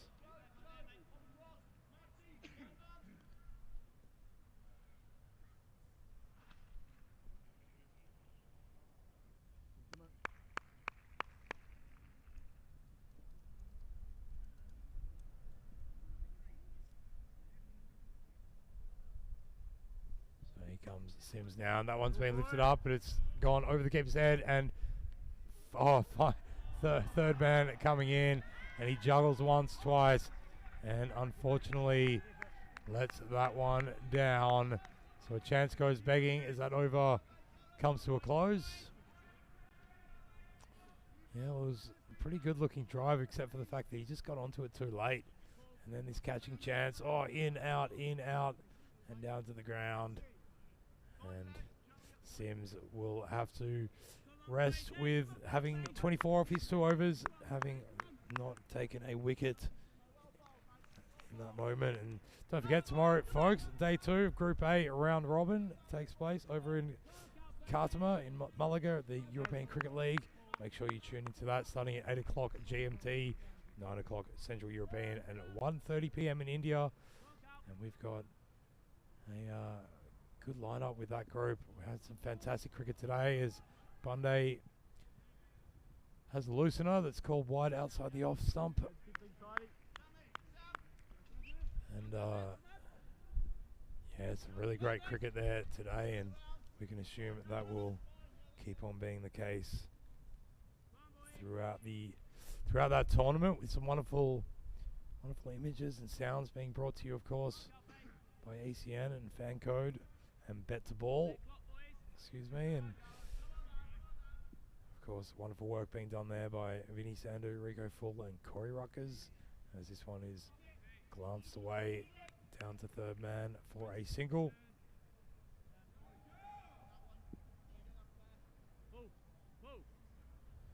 Yeah, so Fraione, he's made his way up to 11 on the list of run scorers in this tournament. And Bakarazi's also got to be putting in a shout because he's put together some good innings of late. And here is the chance for another one, although he's not going to find the rope. Or is he? He is. Well, a bit of a juggle there in the deep by Thomas Orton, and that ball just went in, came out, went over the rope for 4 more runs.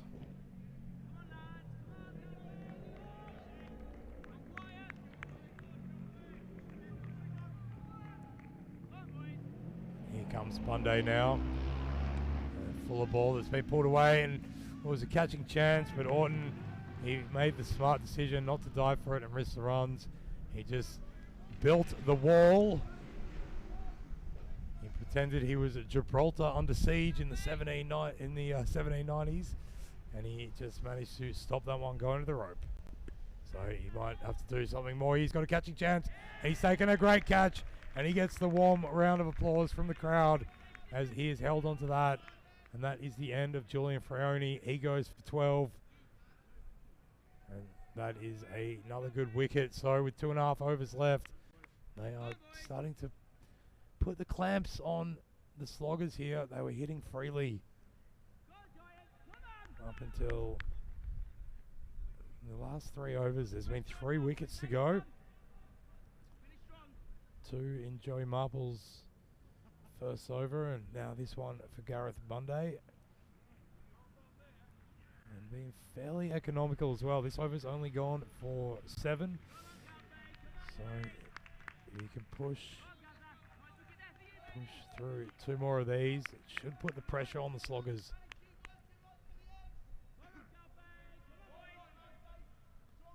So it looks like Paul Buttigieg is coming out.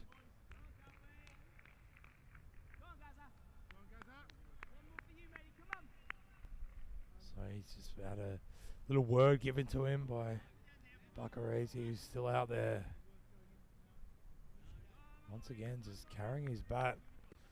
I don't want to curse him too soon. This inning's not over. We've still got 14 balls left, as that one has been cut away, chopped into the ground, and Sam Houghton there at point makes a diving save and keeps it to no run taken.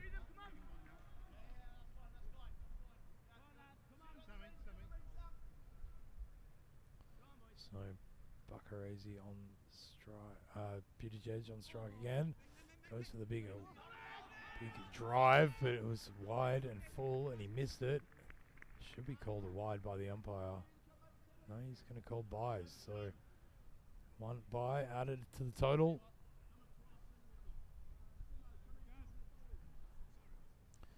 That's the end of the 8th over. So 87 for 3 it is. And the Sloggers have 2 overs now to, you can see there how they started building something really pretty big at the start. It's almost the opposite to what we saw in the previous match, where their first half was very languid and then they got going, and this half they got going early, but those few wickets now just bringing things to a little bit of a slower pace. As now we get Scott Horton.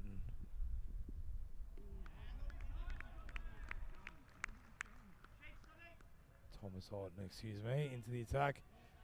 So a dot ball to start things off. And he's bowled really well as well. Wasn't really a feature in the last match, but he has come on here and just been really tidy, kept his line. And that one a good ball. It's just been defended away on the onside, and Buttigieg sets off for a quick single, which he manages fairly comfortably.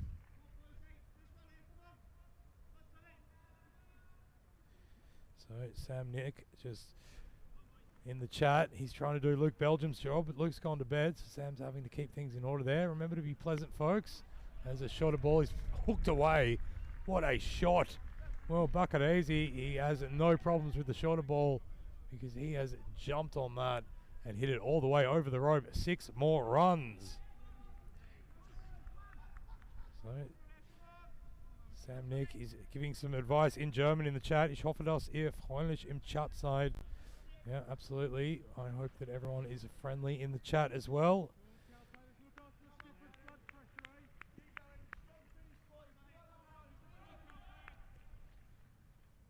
Of course, it's all friendly here as we watch Buckarese move to 44 now.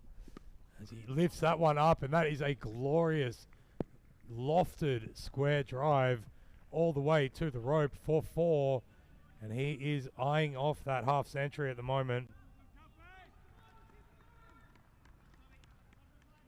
As he is looking in fine fettle. And big hello, of course, everyone in the chat. Sam asking if I can speak German. I can speak a little bit of German, Sam. Actually spent a bit of time there as a teenager. As this is a big pull shot over mid-wicket, over the head of Joey Marples for a big 6. And that's his 50. Raise your bat, Mark Buckarese, because you have been sensational tonight.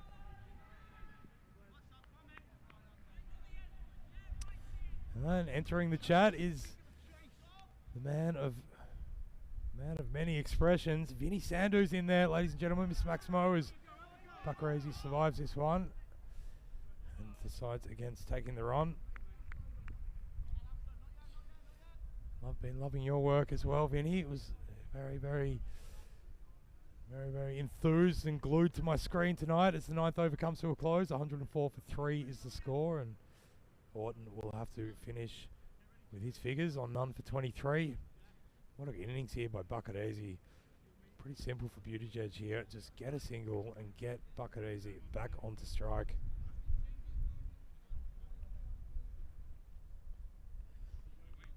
Yeah. It's Joey Marple, so I like this call. They held him back until the end. And he's still going to get the treatment though, but it's been hit to Lee Sims, who's let it through. Let it through. He got the W up, but unfortunately that ball was hit with a ferocity that managed to breach his defenses. It was a tough chance, but you've got to take them, and unfortunately that job was done. Buttigieg managed to get the single, and Buckarese back on strike. So this one, a slow ball that drifts down the leg side, so an extra run to the total. It was good thinking by Marples. I really like how he just bowls at the stumps at this stage of the innings. It's something that we don't see often enough, and this time he goes wider off stump, and that big drive by Buckarese yields no results. James Stevens saying he might have caught that if he had the Magic Colt haircut like mine. That's right, James Stevenson You are our designated cult hero of Gibraltarian cricket. As Marples comes in, and it's a good dot ball as well. So really taking Bakarazi to task here, trying to force him to play to the bowler rather than feeding him up easily hittable ones. Bakarazi, we've seen him play some beautiful square drives. He's just got to get his front foot across the pitch of the ball more, but attacking the stumps this time. And I'd be asking the question, and Joey Marples is, but they've also got to concentrate on the run out. But as it is, neither of those yield any fruit.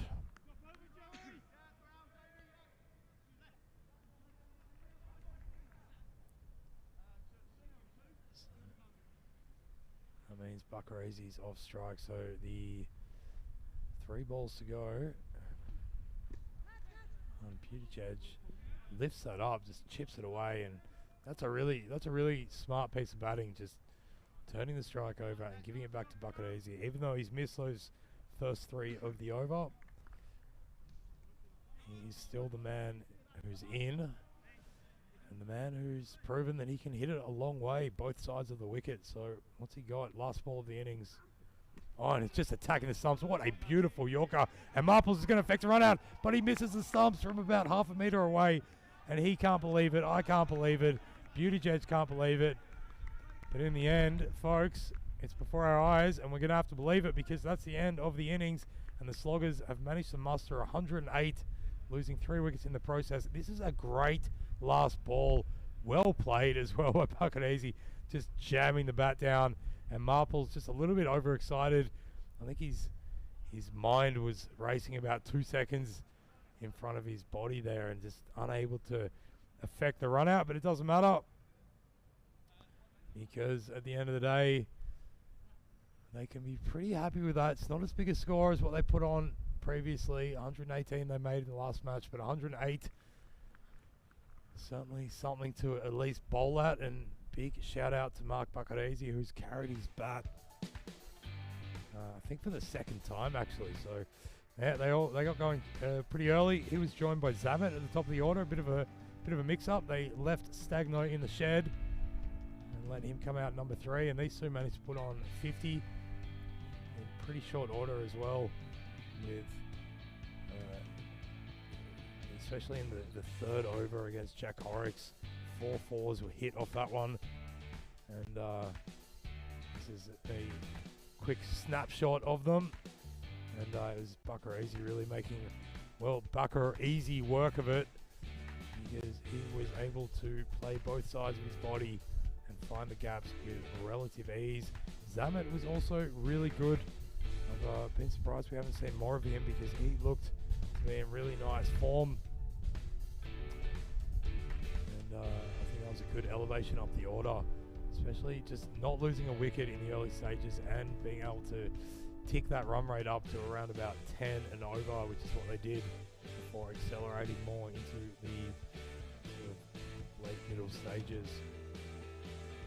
And that is a beautiful shot as well. You can put that one on repeat, Mark, and just chuck it on the home computer and let it run all day. Joey Marples came in. He finally effected the breakthrough with a beautiful in-swing Yorker. It wouldn't be the last one he bowled, but it would certainly be the most devastating, as he just called to the crowd to shout his name a little bit louder. I don't mind that at all from the young fella. And then Stagno came out, and yeah, a rare failure for Stagno. Couldn't believe it, having taken that catch. But unfortunately his heart was in his mouth, but the ball was in his hands. So that meant that Stagno had to go. And then it was time for these two to get to work. Julian Fraioni came in, and he, as we know, can hit the ball a very, very long way, and it's exactly what he did.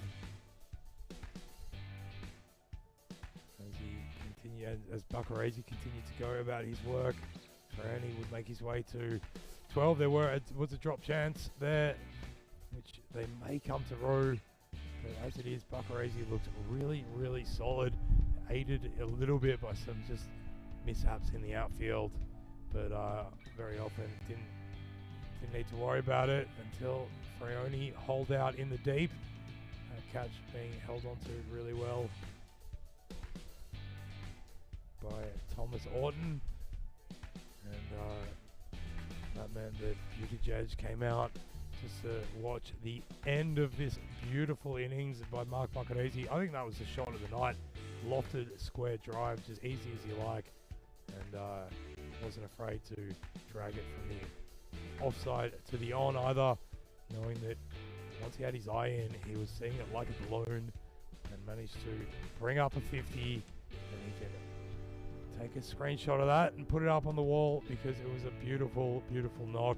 And then Joey Marples almost getting another one through the gate, but also unable to affect the run out at the end, and that was the end of that inning. So 108 the Sloggers have put on, and it's going to come down to the Calpe Giants to chase it down, which they should feel fairly comfortable in doing. The key is getting early wickets, I feel, because if the top two of the Giants stay in, they've certainly got what it takes to chase this down. But let's have a look at the batting scorecard. Buccarese there, the standout performer, but some good help by Zummit there at the top.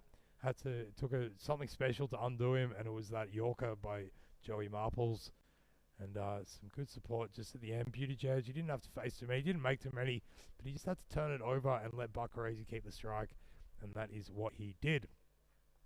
Joey Marples once again picking up 2 wickets, going at an economy rate of 5 runs. That is superb work, so he can hang his hat on that one. And Gareth Bunday also chipping in with 1 wicket of his own. All in all, a pretty good showing by the Sloggers, but will it be enough? We will find out in a short while as we have a look at the urban development chart. Well, they couldn't get any municipal consensus on what to build there, as they just kept going big and then smaller and then big and then smaller. A couple of wickets kind of breaking it up there in the middle.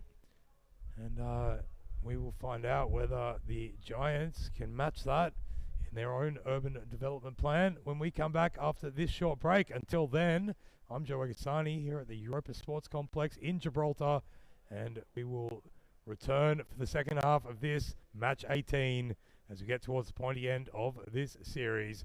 I can't wait until then, and I hope to see you on the other side of this break. Until then, ciao for now.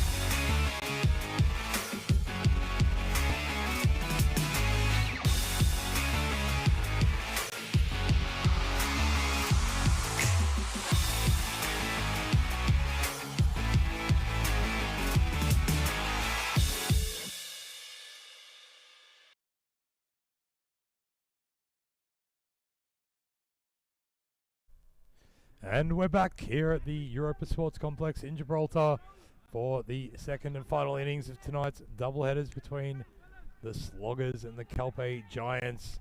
And it's been the Calpe Giants who took the honours in the first match, but as it is, we have just seen the Sloggers put on 108 in their innings, and Calpe Giants now get their chance to respond. It's going to be Matty Hunter taking the new ball, no big surprise there, as we see Dave Robson elevated to the top of the order, along with Paul Agella. This time short outside off and chopped away to extra cover. So Agella off the mark with a pretty easy single.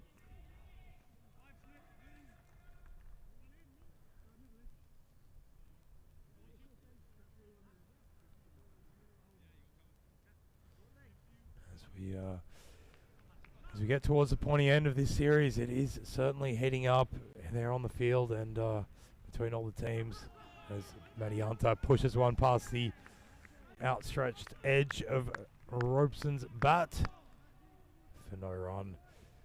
Yeah, there's been an increase of intensity.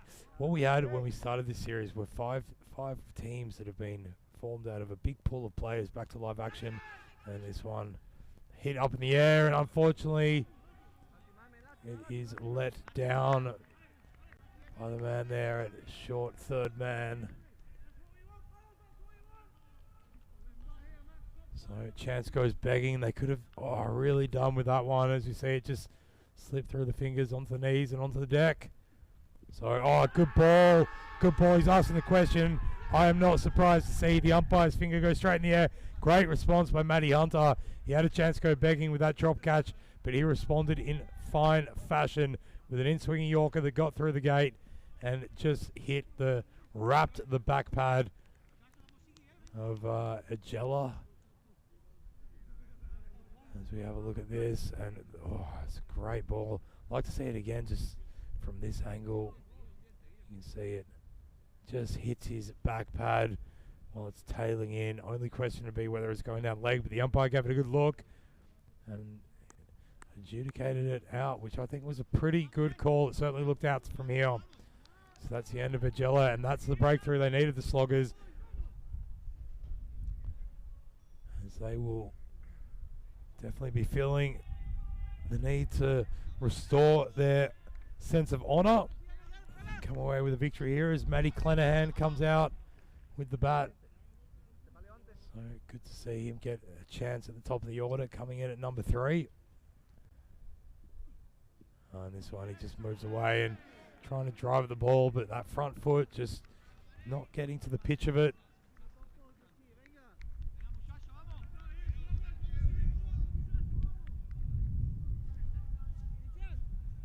You can hear all the chatter around as the Sloggers, they'll be feeling up and about now. A good ball from Matty Hunter, but driven away into extra cover, and Clenahan gets off the mark. So that's the end of the first over. The score, well, it's an unbelievable 3 for 1. Matty Hunter coming up with the goods in the first over and not bowling anything erroneous by any measure. That time round, it was 1.1 wicket .1. That is some fantastic T10 bowling. As we see now, Brian Zammit, well, he came out and did a pretty good job at the top of the order. He's got the ball in hand now, bowling to Clenahan, and short outside leg, and they think they've heard a sound. Asking the question, umpire remains unmoved. Should be called a wide, unless he feels that maybe it will hit the arm or somewhere on the body. They certainly were asking the question. Well, not sure if that'd be anything other than glove. Bit hard to see, or see why they asked the question. As it is, umpire's call.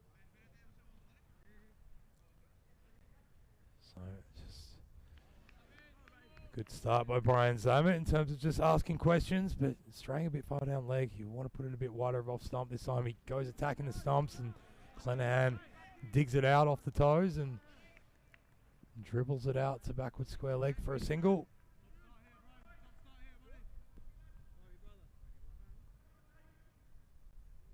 Yeah, nice to see Brian Zammit get a chance with the ball as well as the bat. Yeah, like I was saying, there was 5 clubs that have been formed out of this big pool. There's about 130 players split between 5 clubs.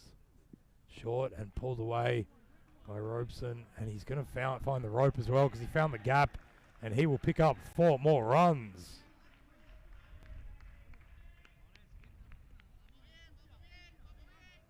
Just got on top of that one. Didn't quite middle it, but he's a big, strong man and able to hit it with enough force to find the rope. So 101 runs needed now, or 51 balls. Another wicket here would make things really interesting for this match.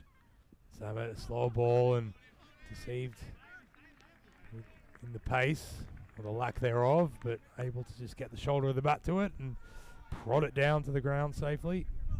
So big goodbye to you, MD Rattan Ali, in the chat. I've loved your presence here tonight.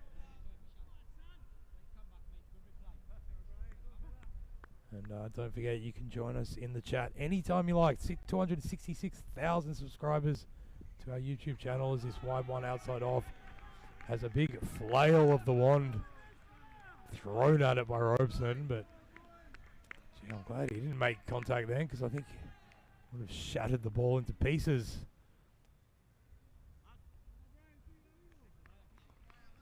So pretty good from Zammit. Only 5 off this over so far. 1 delivery remaining. I think he'd want to be trying to induce that drive again. Well, that's not what happens. It is splayed from the offside all the way through the mid-wicket region, all the way to the rope. This one, that bottom hand just loosening its grip on the bat, and the ball being turned away to the onside. As we have a look at the standings here for this tournament, and it is going to be Turek and the Kelpe Giants who slog it out in the final for the winner of this series. As to who Bavaria will be playing, well, it's going to come down to, well, this match could certainly decide it.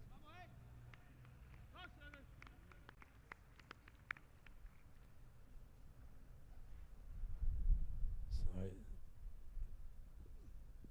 it's now Matty Hunter resuming. The score is 12 for 1 after 2. And Matty Hunter, he's just really consistent.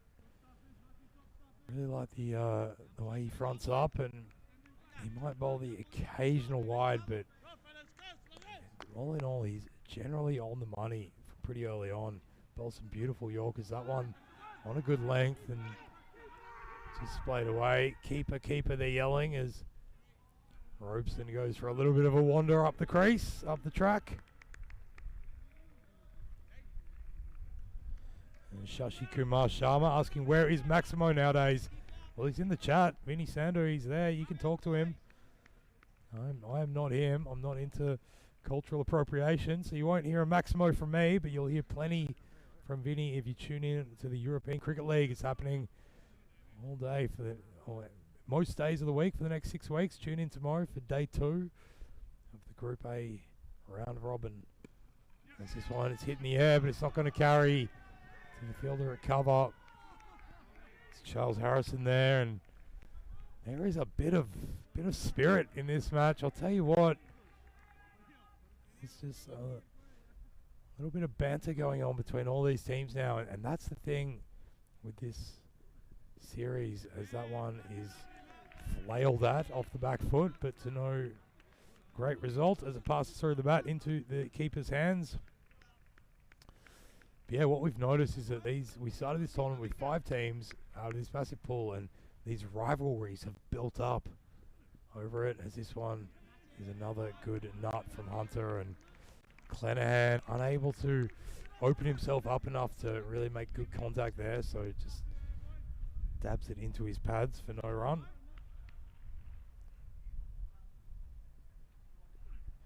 And again, just chasing those stumps and only being undone by the bounce of the ball. Matty Hunter, give a bow. You have finished your spell. with 1 for 5 of 2 overs. They're some of the tightest T10 bowling you will see, folks, and it means that after 3, suddenly the Giants are on 15 for 1 after 3 overs. Oh, excuse me, 14 for 1. So it's even worse.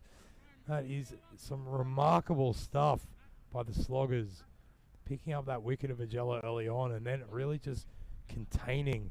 We've only seen 2 boundaries in this innings so far, both of them coming off Brian Zammit,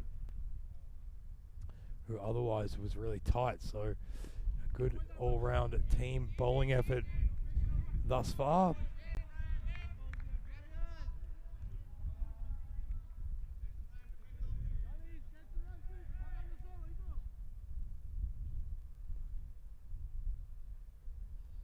Zammit in now, and again that in-swinging fuller ball is dug out by Robeson. They just can't get them away though.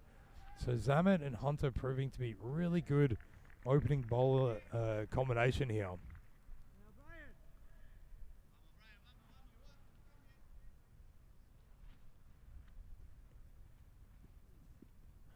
Just cuts Clennan in half with that one, and despite best efforts, David Jacobs behind the stumps just, Luke Collado behind the stumps just cannot keep a grip on it, so they run through for 1.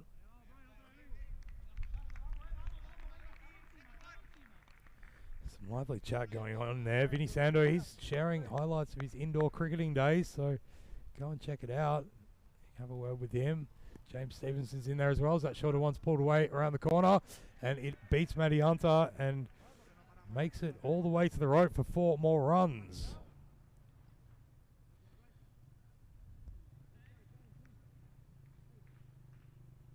It's good hitting. Robeson, he's going to be feeling the pressure here. He's probably got the expectation on him to be the one hitting the big ones. So he'll feel good with that. He's moved to 15 now off 10 deliveries. And Zammit has decided to respond by coming around the wicket. Just using that angle, and Robeson's lifted it up. There's 3 four-fielders coming in, and one of them was a keeper, but unfortunately communication breakdown, and it fell in between them, and Robeson survives, running through 2. And that is a chance gone begging. That one hit sky high.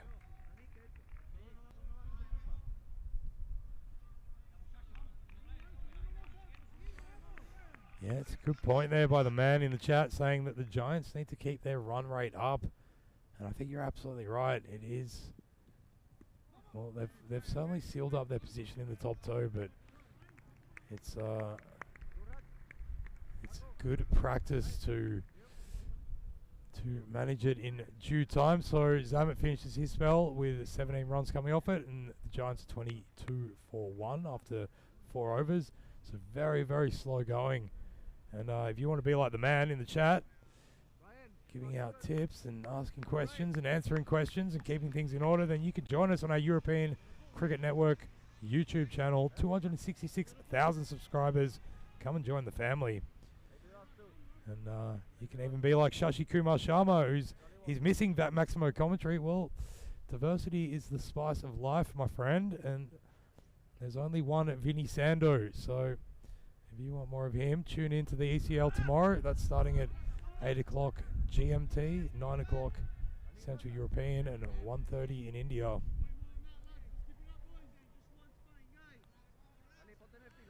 Yeah, James Stevenson commenting. We heard that from Sam Houghton. The crowd is very, very audible. You can, if you're out there playing, you can definitely hear the crowd, and they will be giving plenty of advice about this slow run rate. That is a looping, dobbing one that Robeson plays all over, so no run added. Yeah, Zihad Kibria, another bit Mr. Maximo fan. Well, tell you what, I'm a big fan of Vinny Sander and Rico Full and Corey Rucker's work over there in Mulliga. They've got a big job in front of them, and they need all your attention and questions and love and support, because they've got 6 weeks of cricket coming up with the European Cricket League. We've got 2 more nights here after this one. Our first night series in Gibraltar. Our first series in Gibraltar as that one's paddled away around the corner. Won't make it to the rope though. As Christian Barbara does the fielding.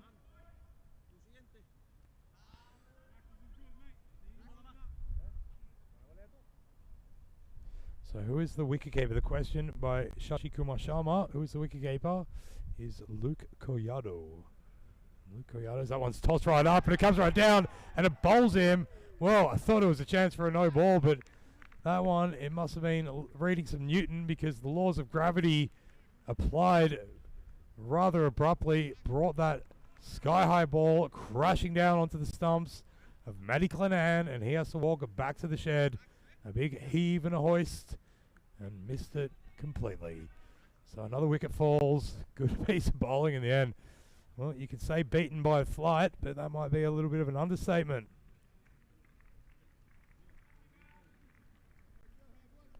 That will bring the man I was just talking about, Sam Houghton. He was in the commentary with me the other night. Of course, had that remarkable moment. We've had 2 golden ball results in this series just the other night, and they happened on consecutive nights as well. And Sam Houghton was involved in one of them. He was the batter, and he had to try and get 2 runs, and he managed to hit a big straight 4 down the ground. And he was telling us all about it. What it feels like to bat on this ground. You might see that this is a beautiful looking cricket oval. Completely artificial turf.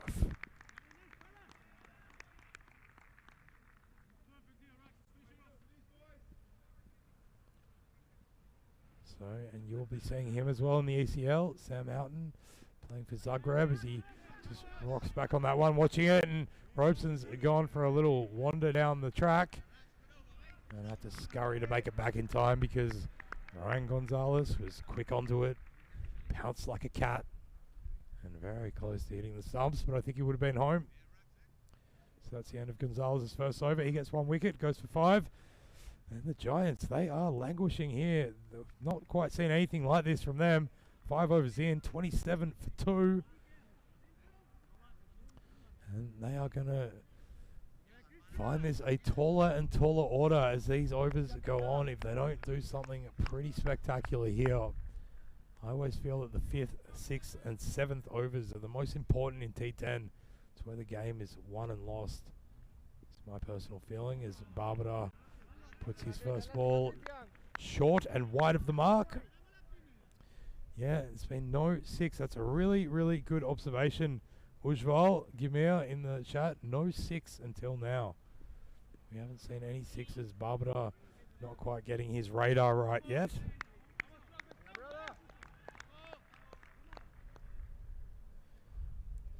So Sam Nick asking how easy it is as another wide goes by. So Barbara just needs to rethink and readjust here. How easy, this is the question in the chat, how easy is it for players to register themselves for multiple teams in ECN competitions? Well, it's fairly easy as long as you qualify, as long as you register in time. As a run out chance goes begging with that throw. Would have easily had him out, but missing the stumps unfortunately. Some good tidy work by Collado. He's quick onto it. It was close as well. Barbara just unable to get his hands behind it and whip the bails off in time.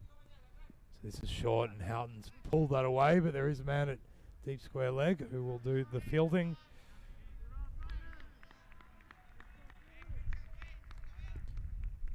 Yeah, and you can't qualify. You can't register for 2 teams playing it in the same tournament, obviously. But Houghton, he's being a fellow Antipodean, coming from New Zealand, coming from the south. We're not very used to the winters that Europe produces, and he decided instead of staying in Croatia, he would come south and west. And he's made his way down to Gibraltar, where he's registered for the Giants, so he's taking part, but he's also playing for Zagreb, who will be in the ECL tournament. So 2 completely different things as that one's been lifted up and away. Well, there it is, the first 6 of the innings. Big, flat and hard all the way over the rope. 6 more runs. In fact, being the first 6, that has incited the question from Ujwal in the chat, saying this team looks so poor. How have they won a game? Well, I can tell you, the Calpe Giants, this is the most restricted we have seen from them. And sometimes it can just happen. They have mixed up their batting order a little bit, just given a few other players a try, having shored up their position in the top 2. Catching chance here now, and it's been well taken as that was whipped up off the pads, straight up into the air. And Ryan Gonzalez running around from behind square on the leg side. He took a nice running catch. And that is the end of Dave Robeson. So his stuttering innings comes to a close.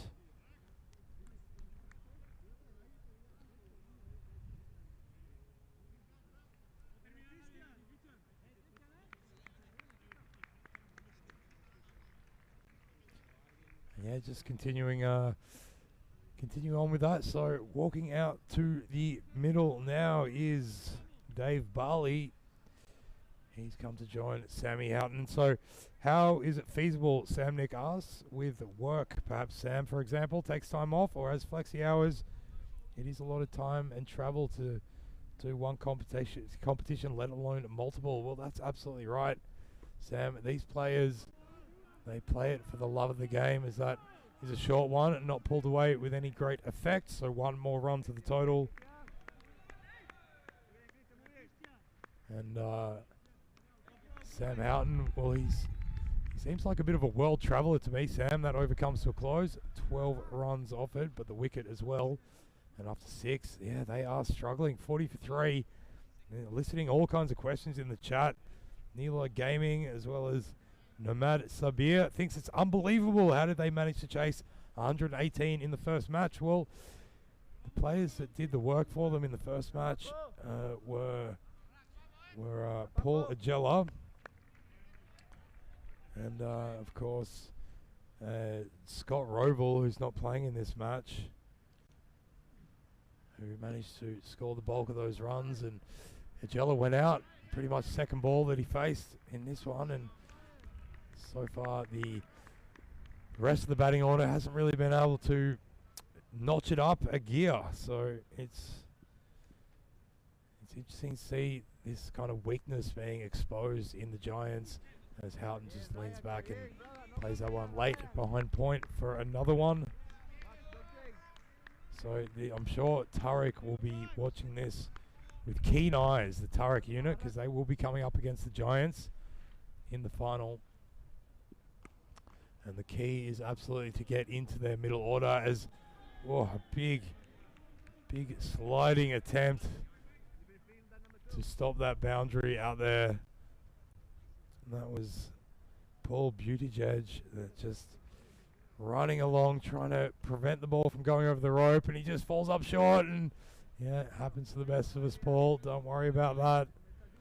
We've seen a few slips around. There is a dew that descends upon this artificial pitch, completely artificial outfield, and it can certainly be slippery. I know Cameron Nestor's had a few mishaps keeping his footing. Always looks smooth and cool when he does it, but we've seen a few players take the odd tumble here and there as Ryan Gonzalez comes back into the strike,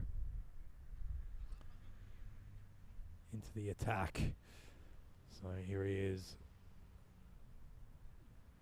So first ball, it's a slow, long and loopy one that is struck away down to deep point.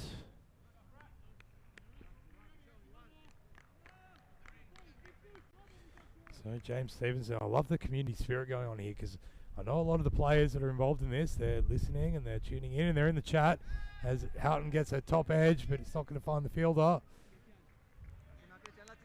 But they are really being cramped down here.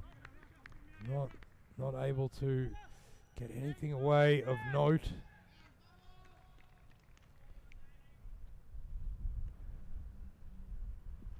And this one's short, and it's a straight pull shot down to long on again. won't find the rope. So this is all looking pretty easy for the sloggers at the moment, I've got to say, and it's credit's got to be given to the two opening bowlers, Matty Hunter and Brian Samet. They just did such a great job. Matty Hunter in particular, of his 2 overs, went for 5 runs, taking a wicket. As it is, Gonzalez has finished his second. He'll have to rest easy with 1 for 14 to his name, and the Giants are 49 for 3 after 7. Yeah, that's C. So the reason we might see players slipping around, as James Stevenson is pointing out in the chat, is that the Mediterranean Sea is just off to the left of screen. It's rather beautiful. It's now obscured by the descent of darkness, but there is a nice little light tower there. If you're a light tower enthusiast, then this is certainly a good place to come and watch some cricket. As Bakarazi gets one past the edge and beats the keeper, and just 1 more run to the total, however. But yeah, the wind, when it comes from the east, which is the left of screen, it can really whip up the Mediterranean Sea and just causes this sea spray to come over the entire field. So here's Bakarazi now. He'll be feeling good after his knock, as he has that one punched off the back foot down to extra cover for another one. And yeah, maybe the Giants just kind of felt they'd done enough in winning the first match. They chased down 118, which might seem unbelievable at the moment, because they're struggling with even going at around about 7 runs and over at the moment. That required run rate, 20.11, nigh on impossible. Nothing's quite impossible in T10 cricket until the very end. You don't quite know what's going to happen. That's the beauty of the game. But as it is, I'd say the Giants are stuck in a bit of a hole at the moment. It's like they're batting in mud.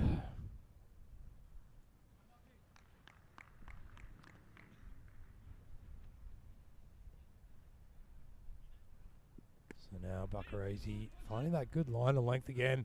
He likes to come around the wicket and try to kind of angle it across the right-hander and then extract any turn he can, or even bite them in straighter. So that one goes straight and just spits up at Dave Barley, who has a look at him, and as pointed out by James Stevenson in the chat, he'd rather face Barley on the cricket pitch than the rugby pitch here.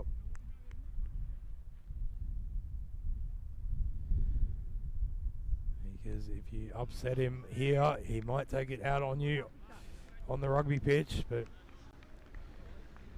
as it is, he is facing some pretty tight bowling here. And you might be able to hear there's some dirt bikes running around the place.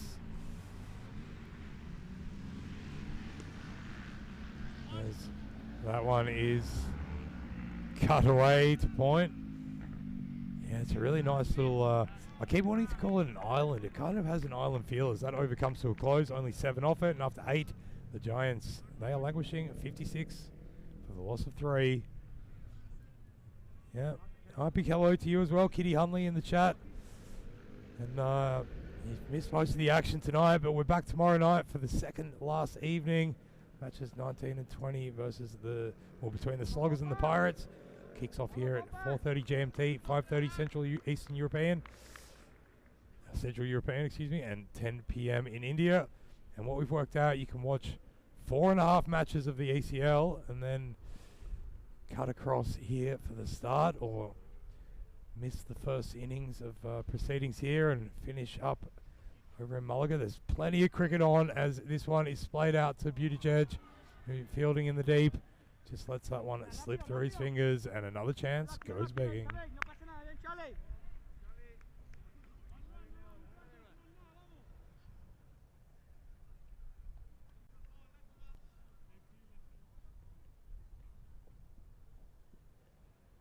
So Harrison now giving himself the duties to bowl the second last over, and that's a good one.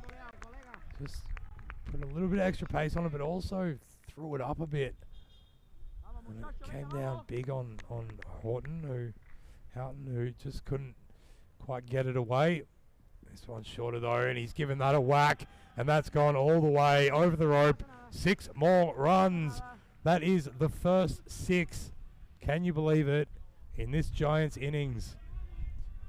Whereas there was barely an over that went past in their previous innings where there wasn't a 6. So it just goes to show everything can change in the matter of half an hour or an hour. As the Giants would have felt pretty confident about being able to chase this down, but perhaps they just kind of rested on their laurels. Perhaps mixing their batting lineup up a little bit has come back to bite them, leaving out Scotty Rowbottom, who played so well in the last match as well, taking a little bit of firepower out of their lineup. As another one goes through to the keeper, and the score remains on 63 for 3. This one will be called a wide.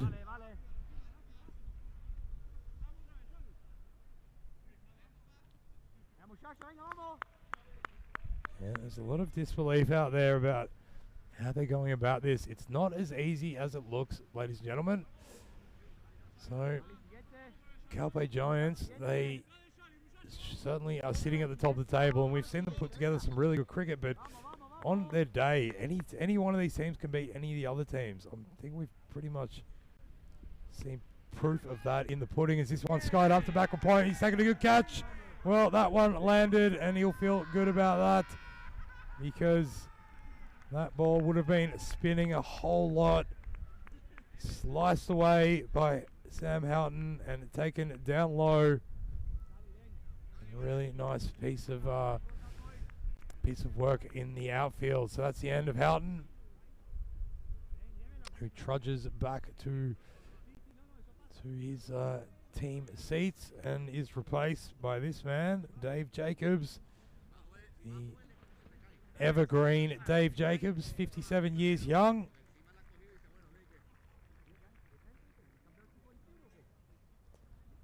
And does a very fine job behind the stumps as well. So it's him coming in to replace Sam Houghton, much the way that they replace each other with the gloves.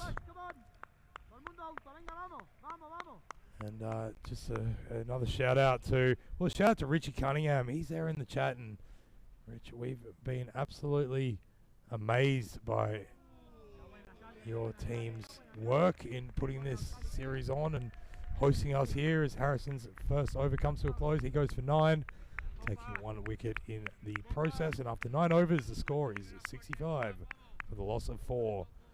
So a very, very big thank you to you, Richie Cunningham, and all your crew, everyone involved, for helping us out and helping this happen. And then James Stevenson, he's recruiting fans for the Pirates, and he's got one in Kitty Hunley. Well, she's one of our favourites, James, and pleased that she is jumping on the Pirate ship, because we can't wait to see how that all eventuates tomorrow as this game peters out. It's going to be a big win for the Sloggers, who actually did come out slogging today, which was a joy to see in both matches as well. And Dave Jacobs has a big wild swing at that across the line, and it pushes past his bat and into the gloves of Luke Collado. Yeah, jump on board and join the motley crew, says James of the Pirates. Yar. That one is not hit very far. It just dribbled out to square leg for a single. So I hope if you're a Sloggers fan that you're enjoying this moment, because they have taken down one of the top 2 teams in this tournament, the Giants, who certainly will want to look at the replay of this and just figure out. It's good. I don't want to use a term that has come into sport. That's a good shout, but pitch outside leg. Oh, he's given him. So the fuller ball. Well, I thought it pitched outside leg, but that's why I'm up here and not down there. I'd like to have a look at it with the slow-mo, but he certainly put himself in a position where it would make it very difficult for the umpire not to give it out. Just have a look at this. And no, landed in line, straighten up. Good shout. Good call by the umpire. They have been fantastic in this series. And once again, another good decision being made. So excellent work. And the evergreen David Jacobs will have to go back to the crease. Back to the his team seats. It looks to me, is this Lee Sims? Jack Horrocks, I think it is, coming out.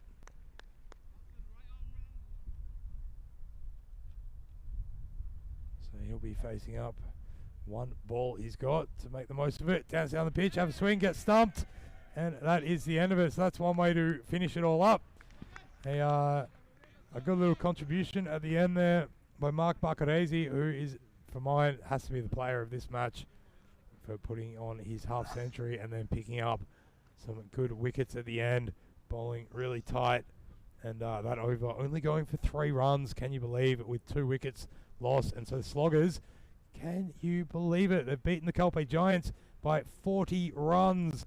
That is absolutely huge. And they can definitely hang their hats on that performance.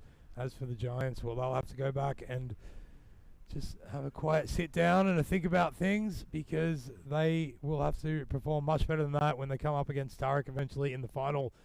As for us, we're back tomorrow night. Sloggers are here again, taking on the motley crew, the Pirates. They're going to be in town, and that should be a blockbuster couple of matches. A lot of feeling between those two teams, a lot of good banter, and I can't wait to see what that doubleheader has in store for us as we have a look at the replay of the highlights of this innings. And I tell you, I don't know if highlights is quite the right word. It was more like slow lights, because that is how the Calpe Giants were going. Agella, well, he looked a bit edgy at the start, and he got a really great ball from Matty Hunter, once again performing admirably at the top of the innings, and getting the Giants skipper LBW before this man came out. And that was, of course, the hard hitting of Robeson, Dave Robeson, who was there and trying to put together something. He would work his way to 23 off 17. And Clenahan, who replaced Agella, he was there for 13 balls, just kind of got stuck a little bit. And when he went for this big loopy one, I thought it was going to be a full toss no ball, but it just died on him and it crashed into the stump. So next wicket to go. And Robeson, he was kind of left trying to play a lone hand. He was joined by Sammy Houghton, who, despite best efforts, just could not quite get anything. This was a chance that went begging. Should have been... Oh no, that was the one that didn't go begging. It was well taken in the end. So that was the end of Robeson. But there were a few chances in the field that the Sloggers could have capitalised on even more. So it could have been even worse for the Giants. Didn't matter though in the end, because they were not able to find the rope at any real frequency. There were only 4 boundaries hit in that entire innings, with one of them being a 6. And so Houghton, when he finally holed out at backward point, that was pretty much the rotund lady doing her thing when Baccarese came in, picked up that LBW, and then just to follow it up with what I think has to be a man of the match performance, he managed to get this nice stumping as well when Jack Horrocks danced down the pitch to the very final ball, the only one he would face, and turn it right back around and walk back where he'd come from. So that's it, folks, for tonight. The Sloggers coming away with a 40-run victory after having been beaten by 8 wickets in the first match. So one apiece tonight. Just going to show you that on their day, any one of these teams can beat any of the other, and you never know what's going to happen in T10 cricket anyway, let alone when the competition is so evenly spread. So great performance by the Sloggers, and they will be riding high as they come in to tomorrow to face the Pirates, who themselves will be trying to attack their cove and steal their treasure. Let's find out how that happens as we have a look at the bowling figures now. And just worth once again highlighting the work of Mark Buccaneese, only going for 5 and over, picking up 2 wickets. But Matty Hunter, the bowler, the standout bowler for mine, only going for 5 runs of his 2 overs, picking up a wicket along the way. Sensational work and a good performance upon which to continue his cricketing journey. So that is the comparison.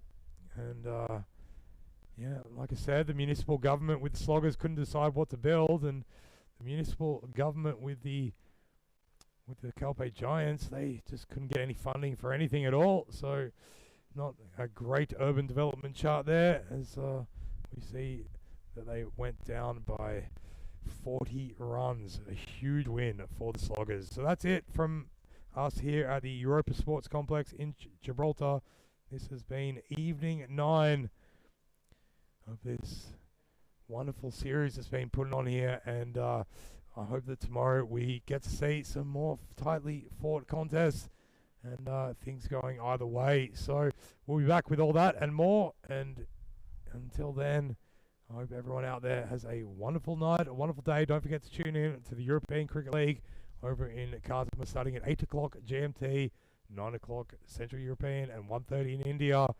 And you can catch all that action here on ECN, and for FanCode, Bet to Ball, ECL over there in Malaga, and plenty of action to look forward to with that. As for me, I'm Joe Regasani, and it's about time I stop talking as everyone's packing up and ready to leave.